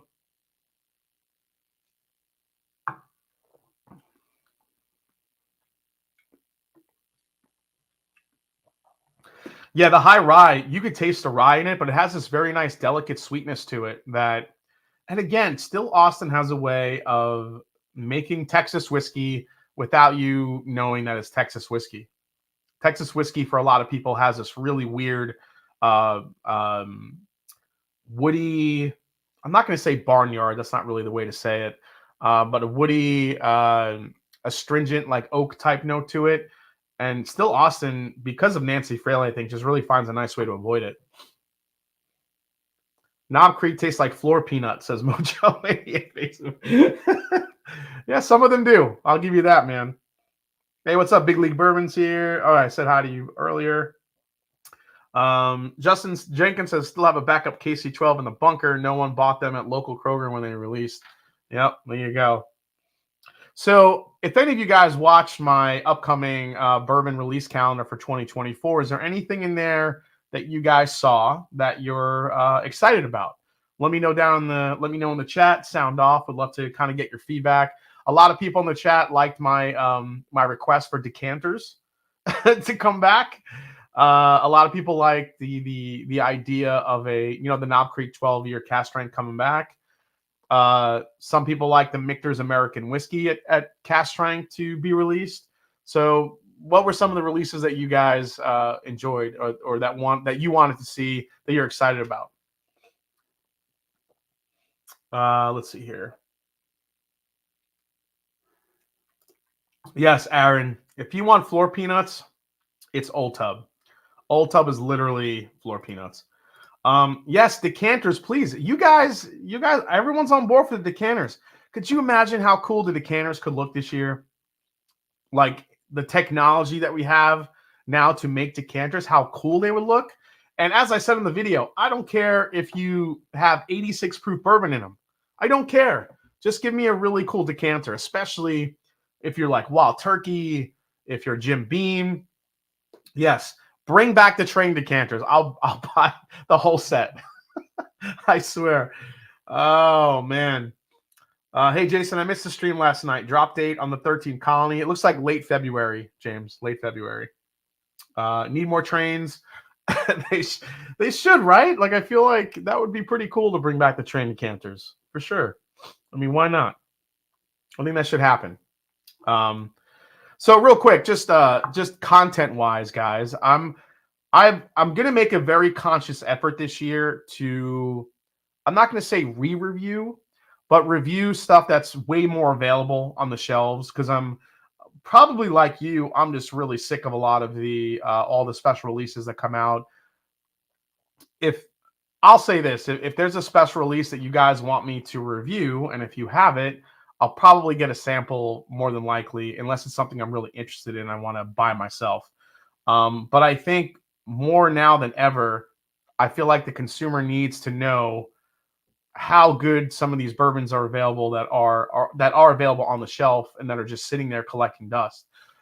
So I have a whole video just dedicated to this, but I will be doing a more singular review videos on a lot of these bottles. And they're bottles that I've reviewed in the past before, but I'm kind of calling them like a rematch, kind of like a replay, where I'm gonna kind of re-review some of these bottles, see if they've evolved over the course of the last several years, when I did them before, and really talk about some of these really great bourbons that are available. I think that's what a lot of the viewers are clamoring for. Everybody wants to hear about the limited releases and special releases, and yeah, I'm gonna do that. But I'm going to really make a conscious effort to review a lot of the bottles that are more available that people are sleeping on. So stay tuned for that. Just review KC12 every time. Yeah. I would love to see the entire Whiskey Row series released at cast strength. Just saying, that's a really good idea, Mr. Jiggs, obviously. But see, the problem with that, Mr. Jiggs, is that all the proof points tie into the story of the Whiskey Row series. So just releasing it at cast strength wouldn't really, unless they do it like a distillery only thing. Could you imagine the madness that would ensue if they released Old Forester Whiskey Row series at cast strength for everything, like distillery only? There might be a line bigger than birthday bourbon for that. Yeah, no reviews of OFC, no reviews of the Old Stag 375 milliliter bottles that nobody in the world ever saw. I'm just saying, yeah.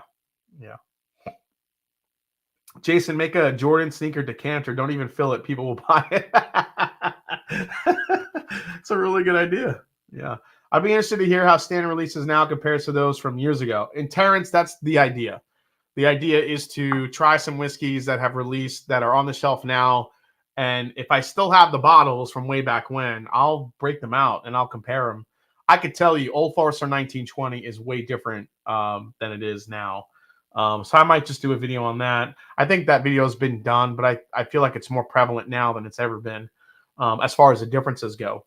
But yeah, there's a lot of room for that stuff. Sneaker decanter is genius. Jason, release your brand in a decanter. A sneaker decanter is not a bad idea at all.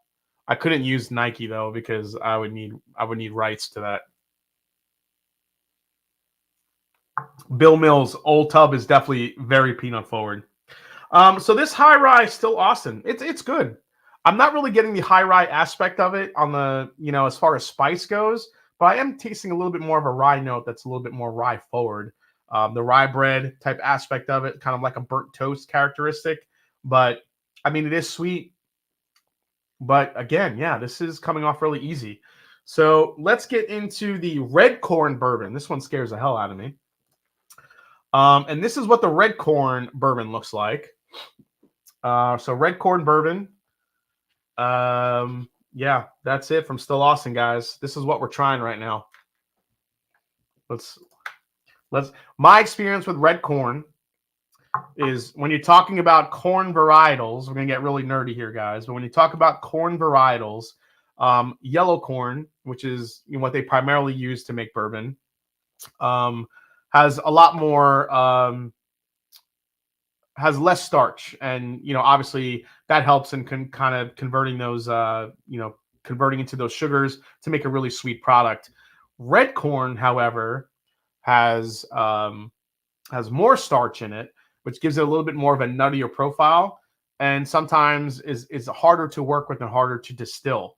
So red corn could be not as sweet, yet have a little bit more of a texture to it versus yellow corn. So that's my nerdy whiskey fact for the night. Ghost note kick pedal decanter. Yeah, there you go. Yeah, red corn has a ton of oils, which adds to the texture as well. It's just not as sweet as yellow corn. So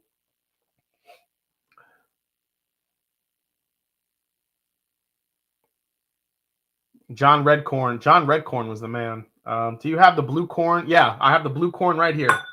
Blue corn's next. The Master Drum, cheer, Jason. It's the final week of dry January. Woo, I'm going to make it, says Tony Bag of Donuts. Dude, you're holding on. I love it. All right, let's try this. So let's go through the nose here first. Compared to the high rye, wow, the high rye is really rye heavy now when you compare. The red corn, I am kind of getting like a little bit of like a Cracker Jack caramel corn type note thing here. Again, these are all 100 proof. This is actually sweeter than I thought it would be on the nose. All right, let me try this one.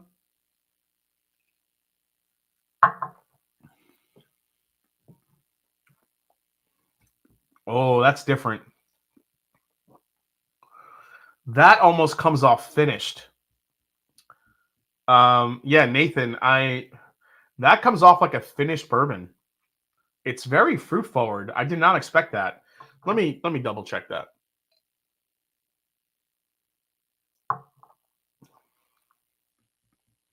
Wow.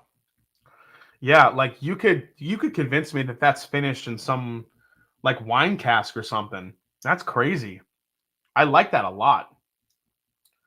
Yeah, totally agree, Nathan. It's like it's this fall spice bomb, cinnamon, nutmeg, allspice. A little bit of a smoke note to it. That is obviously not Bloody Butcher Corn, because I hate Bloody Butcher Corn, apparently. Told you Still Austin is the best, says Jacqueline Anthony. Well, Jack, I hope you have Still Austin in your store. That's for sure.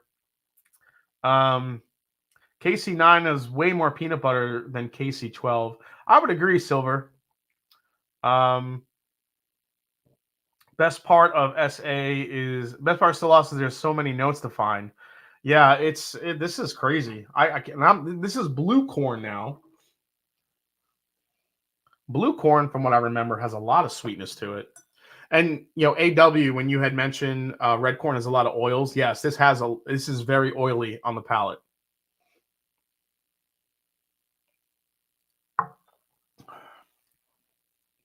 Yeah, easily a better texture than the high rye for sure.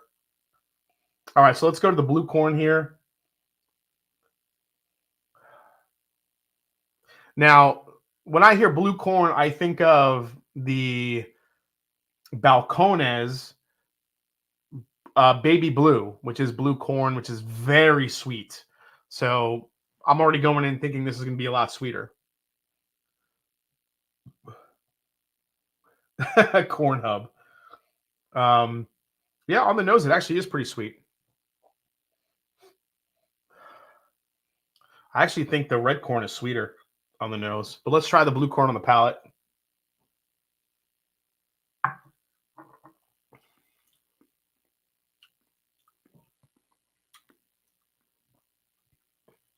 That is super sweet. Yeah. It's, man, this is, all three are completely different, which is awesome. Yeah, the high rye is kind of like it comes off more like a bourbon with the high rye breadiness, a little bit of a toastiness to it, a little bit of like a light toffee note to it. This is very fall spicy, and this is just an absolute fruit bomb.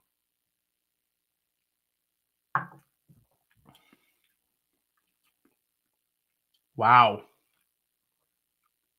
Again, you could tell me that that's finished in some sort of like wine cask. I'm getting this like grapiness to it. I'm getting, man, that might be my favorite. Although I love the fall spice of the red corn. These are awesome. Are these still available? Because I want one of each of these. The red and the blue corn, they're delicious. I actually like these over the high rye bourbon. This is really nice. Nancy is a treasure. My goodness gracious. I want to try that red corn. I do have the blue corn. Yeah, Jigsy, the blue corn it's like if you told me this was finished in a wine cask, I would believe you. Wow. These are really good. Nate, thank you so much for sending those along. I'm going to get crazy. I'm going to blend the blue and the red. You know you've done this before. All right. That actually smells kind of nice. if Nancy Fraley's watching, she's like, "What are you doing, Jason? For God's sake." Yeah, we're going to mix the red and the blue, make some purple corn. There is a purple corn, by the way.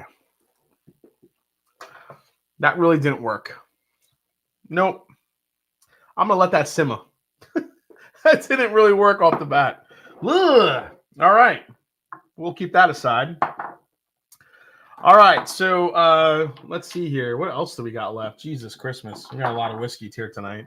I don't know if I could get into these hard truths. You know what? I'll get into one of the hard truths before we get into the Eagle Rare here, because I do want to break down the Eagle Rare as much as I can. Yes, Nancy is feeling better. I think she's over her bad cold that she had. So, all right. So this is what we have here, guys. Now, all transparency. These were sent to me by Hard Truth. Have a great relationship with them. I love what they're doing. And they just released this. This is the Master Distillers Reserve.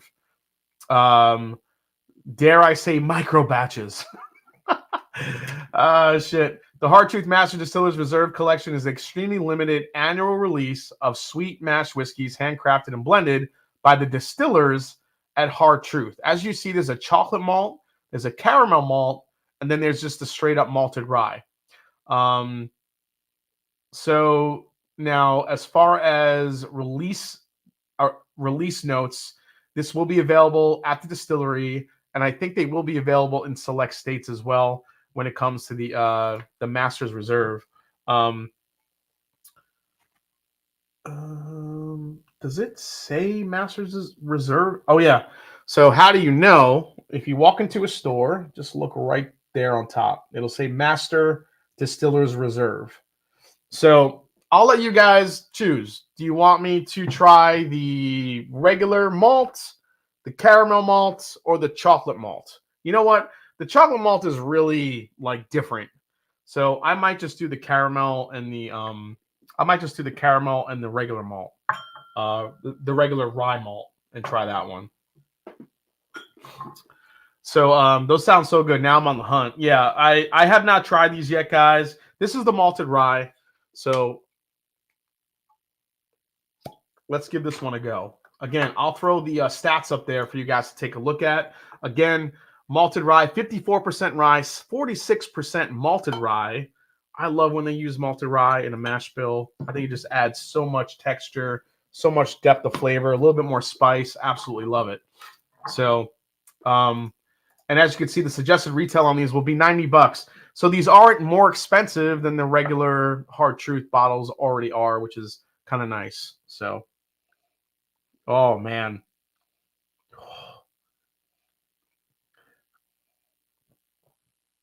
It smells like, man.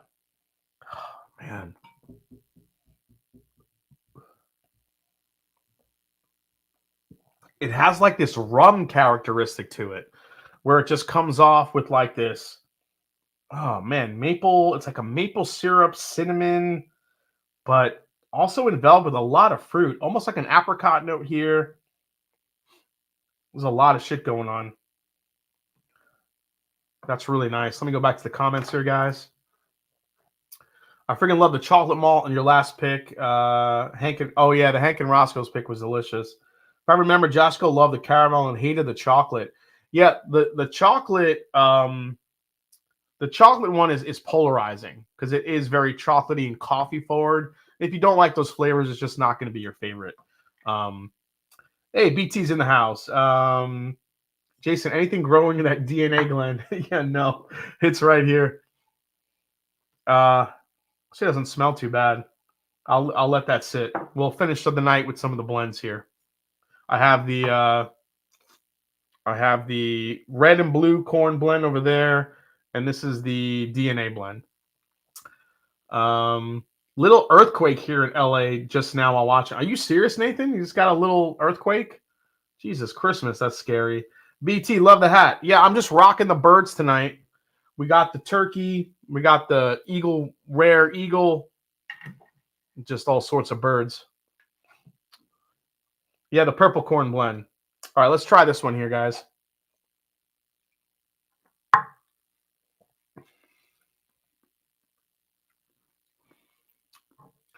Wow. That is super rich. This has, man, it's got so much going on here. Again, it comes off like a finished rye whiskey because it's got so much fruit forward flavors to it. Let me see here. If so, this is, so they say for this one, rich fruit, which I totally agree with. Rye spice, butterscotch, subtle notes of vanilla, oak, cracked black pepper. Yeah, it's the fruit forwardness of this that really makes it stand out. You can go into kind of an apricot, apple, pear, everything under the sun here in this rye whiskey.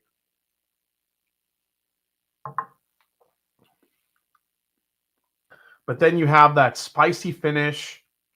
For those of you that want to know the stats here, I'm sorry, my apologies. This comes in at 113.4 proof.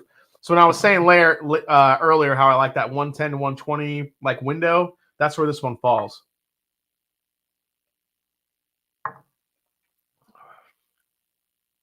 Oh yeah.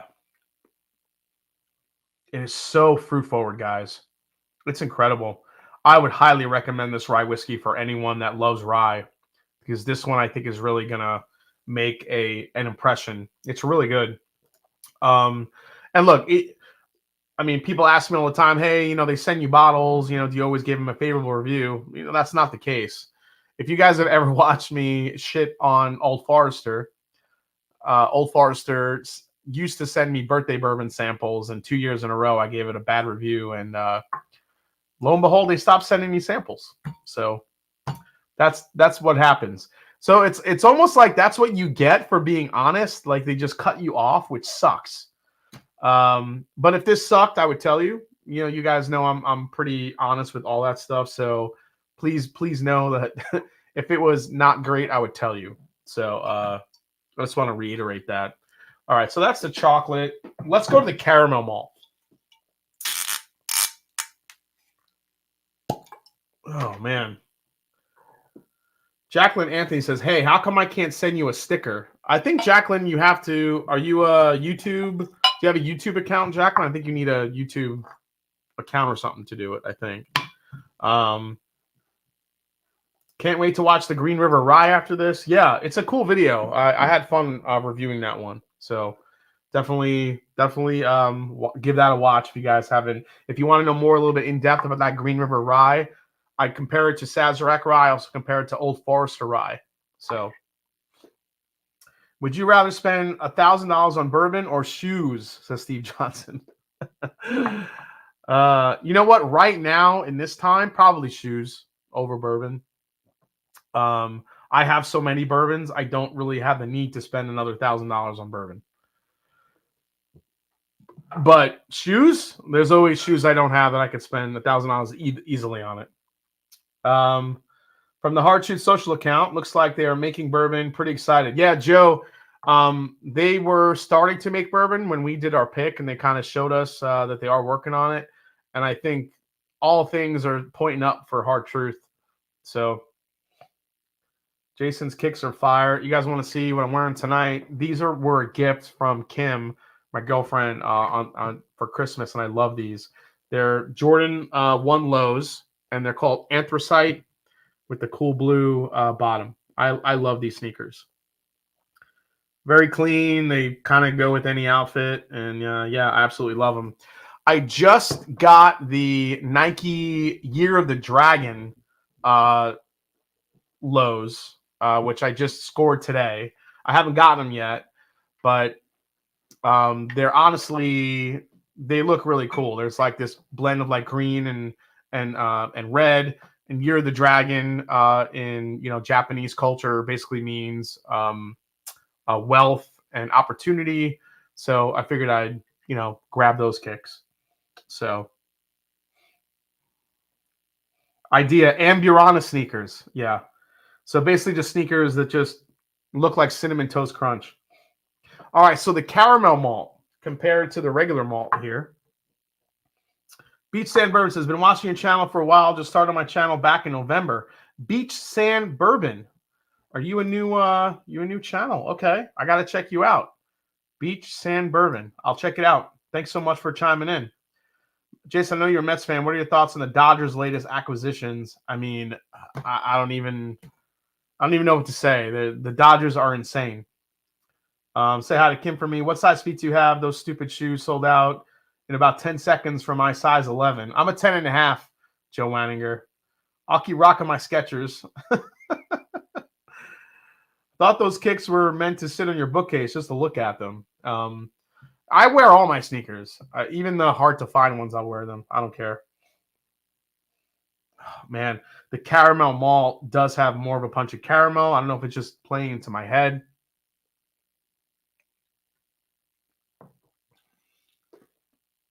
Oh, the caramel malt. So this is the darker side of rye whiskey right here, guys. This is the brown sugar, little hint of milk chocolate, toffee, butterscotch. That's the caramel malt. The regular malted rye is completely fruit forward, but this caramel malt that's the shit right there. Yeah, shoes are meant to be worn like whiskey are meant to be drank. Yeah, for sure. Now, listen, if you have some weird prototype sneaker that's worth $1 million, fine, keep that shit on the shelf. I get it, but yeah, I mean, most of the shoes I get are pretty much always worn, even some of the rarer ones. But I don't even have many rare sneakers. I just kind of buy what I like. Yeah, wear the sneakers, drink the whiskey. You know what? That's going to be maybe another T-shirt. Wear the sneakers, drink the whiskey. I kind of like that. Yeah, the caramel malt is where it's at. Now, the caramel malt comes in at 116.6 proof, so a little bit of a tick higher. Let's see what it says in the tasting notes for this one. Caramel, malted barley, rich caramel, mocha. That's actually a really good note. I said a little bit of chocolate, maple, sweet cream, rye spice, warm lingering, sweet custard, and apple. I don't really get the apple on it, but yeah, there's definitely like a hint of a dark, like a slight chocolate note here. Probably not as prevalent as a chocolate malt. Yeah. caramel malt. That is the Masters Distillers Sweet Mash Rye Caramel Malt. If you guys see this, just buy it. That is ridiculously good. Look at that bottle. It's beautiful. That is really nice. All right. It's Eagle Rare time, guys. Eagle Rare coming at you. I need some water.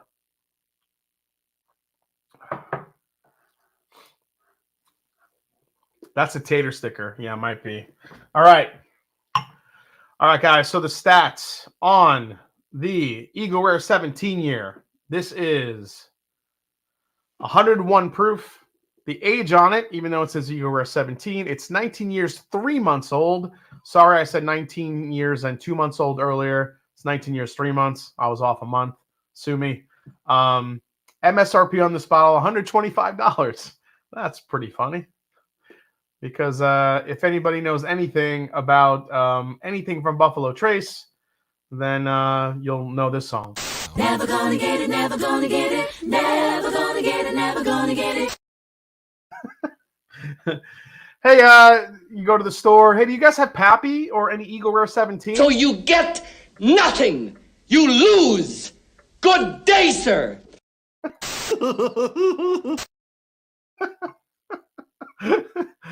I'm having way too much fun. Okay, there we go. Stats, 99% will never see it. Does that caramel malt have a batch number? Actually, I think it does.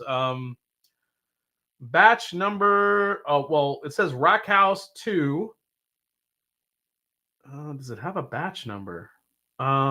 Yes, batch 002. Batch size 10 barrels. So that's what you want with the caramel malt. I will probably do a full review on all 3 of these bottles because I feel like it does deserve some highlighted tasting notes when these open up a little bit. So you'll see a more in-depth review of this one. So is there a laser code? Let's see. I don't see one.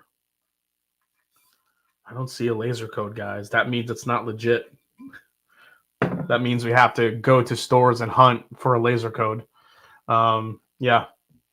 All right. So again, this is supposedly the oldest Eagle Rare 17 ever, being 19 years, 3 months old, 101 proof. So, all right. Get ready here. Here we go. Eagle Rare 17. Let's see what we got.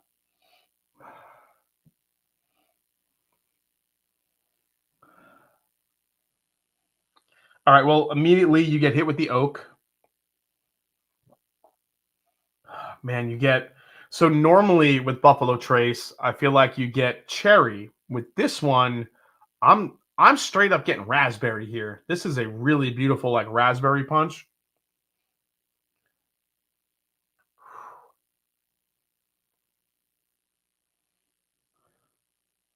Brown sugar. I love these glasses so much. I get so much more off these than a Glencairn. No joke. They're a little bougie, a little dainty. I get it, but they work. I mean, brown sugar, raspberry, oak, very, very rich oak. But that grape cherry note that you normally get with Eagle Rare or some other Buffalo Trace products has kind of turned to like this dark, like black raspberry note in this whiskey, which actually smells pretty amazing.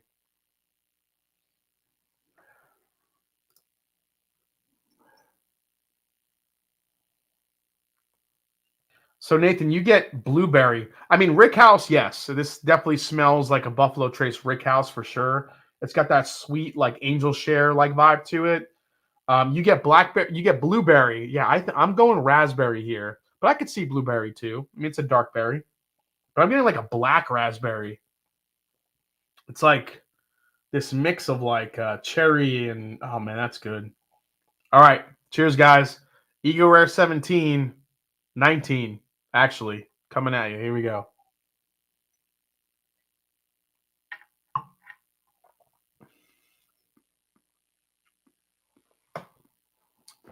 Wow.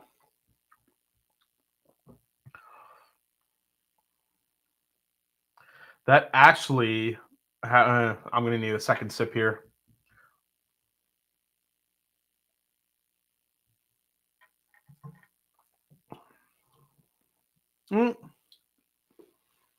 So my bugaboo with Eagleware 17 is that the finish is never really long enough. Even at 101 proof, it just kind of dies. This has a very Michter's 10-year-ish type of finish where it's not, you don't get the power of a high proof bourbon that gives you that strong finish, but this has a lingering finish that has a lot of depth of flavor to it. The finish kind of just keeps coming at you. It's like this, and this was my big criticism of the Eagleware 17 bottle I had several years ago. The finish just died, and that is not the situation here. This definitely has a lingering finish that, yeah, it does remind me of Michter's 10-year a little bit from this year. Should I compare it to Michter's 10-year? What do you guys think? Do I have another glass to do that? We should do that. I think I have one glass left. I'm gonna get Michter's 10-year because it's pretty similar here.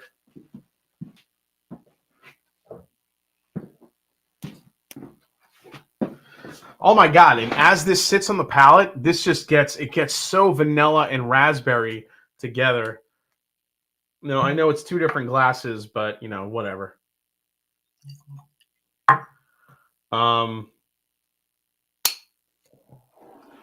Don't drink it after GTS, waste of money. Yeah, I could see like if you're having a higher proof after this. Yeah, it's got to be another bougie glass. I didn't bring another bougie glass down here. I didn't think about it. But when you compare noses, the Michter's 10-year 2023, again, we're talking about an A single barrel, way more oak funk forward. Whereas the Eagle Rare at 19 years, now we don't know the actual age of the Michter's 10-year for 2023. However, when we had Dan McKee on, he pretty much, let us down the path that it could be 14 to 15 years. So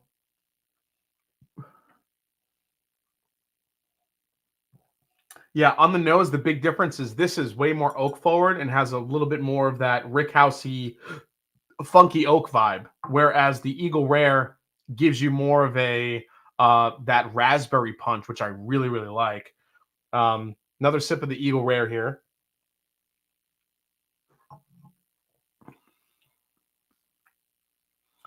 Man, that's good. I mean, that black raspberry note transitions to the palate. I could see blueberry, Nathan, for sure on this. But that caramel sweetness is there. It's got a big, huge punch of like vanilla extract right on the back end. Very much reminds me of like Pappy Van Winkle, like 20-year, where you just get this super punch of vanilla extract on the very back end of it. A little bit of rye spice, but not much. It's very sweet. The finish lasts long on this, which is what I always thought Eagleware 17 lacked. This is really nice. A little bit of a dusty funk to it. Kind of reminds you of kind of like an older style bourbon as well.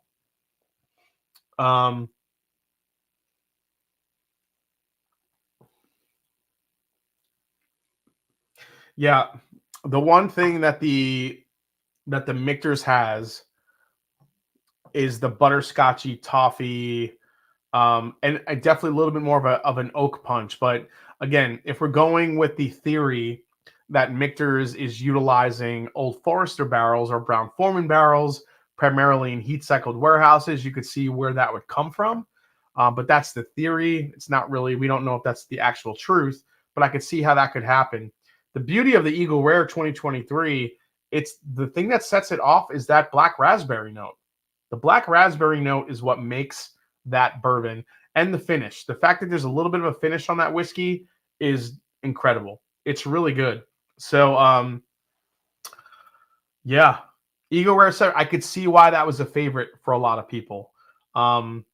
I still wouldn't pay the crazy, upcharges for it. But, as far as as people saying it was kind of the darling of the BTAC series for 2023, I could see why. I could definitely see why.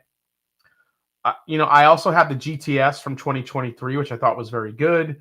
I've had better GTSs in the past, but they're all pretty good. I mean, there's no really nitpicking those. But this is a very, very good bottle of Eagle Rare 17 for sure, or 19-year, 3-month, whatever you want to call it. So, all right, before we go, let's try 2 of our blends here.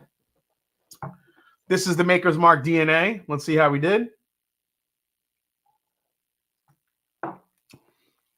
Oh, it's worse. It's so worse. It's so worse. Oh my God, that's terrible. Oh my God, it's so bad. Don't do it. No. That's really bad. Sorry. Oh God. All right. The Purple Corn blend from Still Austin.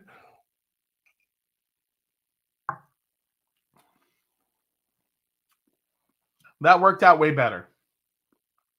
That is dark fruit and cinnamon all day long. That's actually really nice. That's a nice blend. But that DNA thing needs to stay as far away from me as possible. That's awful. All right. I'm going to go back to my Eagle Rare, my Michter's 10-year, and I'm just going to enjoy this shit. What's the most you would pay for an Eagle Rare 17? 2023, I'd probably pay $500 for that because I know I'm probably not going to get it for $500. But I would, being it's a 19-year-old whiskey, 19-year-old bourbon from Buffalo Trace, I'd go up to, if I found that bottle for $500, I'd probably pay it. That's the best Eagle Rare 17-year I've had in the last several years, for sure. I've gotten samples each and every year, and they're never really worth it to me. That one is really good. That's a really good Eagle Rare 17-year. Yeah, I would probably end it with that. But all right, guys. So with that, I think we're good. We're going to call it a night. If you haven't yet, hit the like button, hit the subscribe button before you take off. Thanks for watching tonight. Blend Again in finals could be next week, maybe the week after. Again, I'm just trying to work out scheduling. But if you would like to donate a bottle, please click that link in the chat above that's pinned. You could donate a bottle. We have some incredible bottles being that will be up for giveaways for donations. And what can I say? Thank you so much for the support. Thanks for watching tonight. Miss you guys last week. And as I always say, it's not about the whiskey. It's the people you share it with. Cheers. Thanks to everybody here that has sent me samples. Nate, Jeffrey Wack.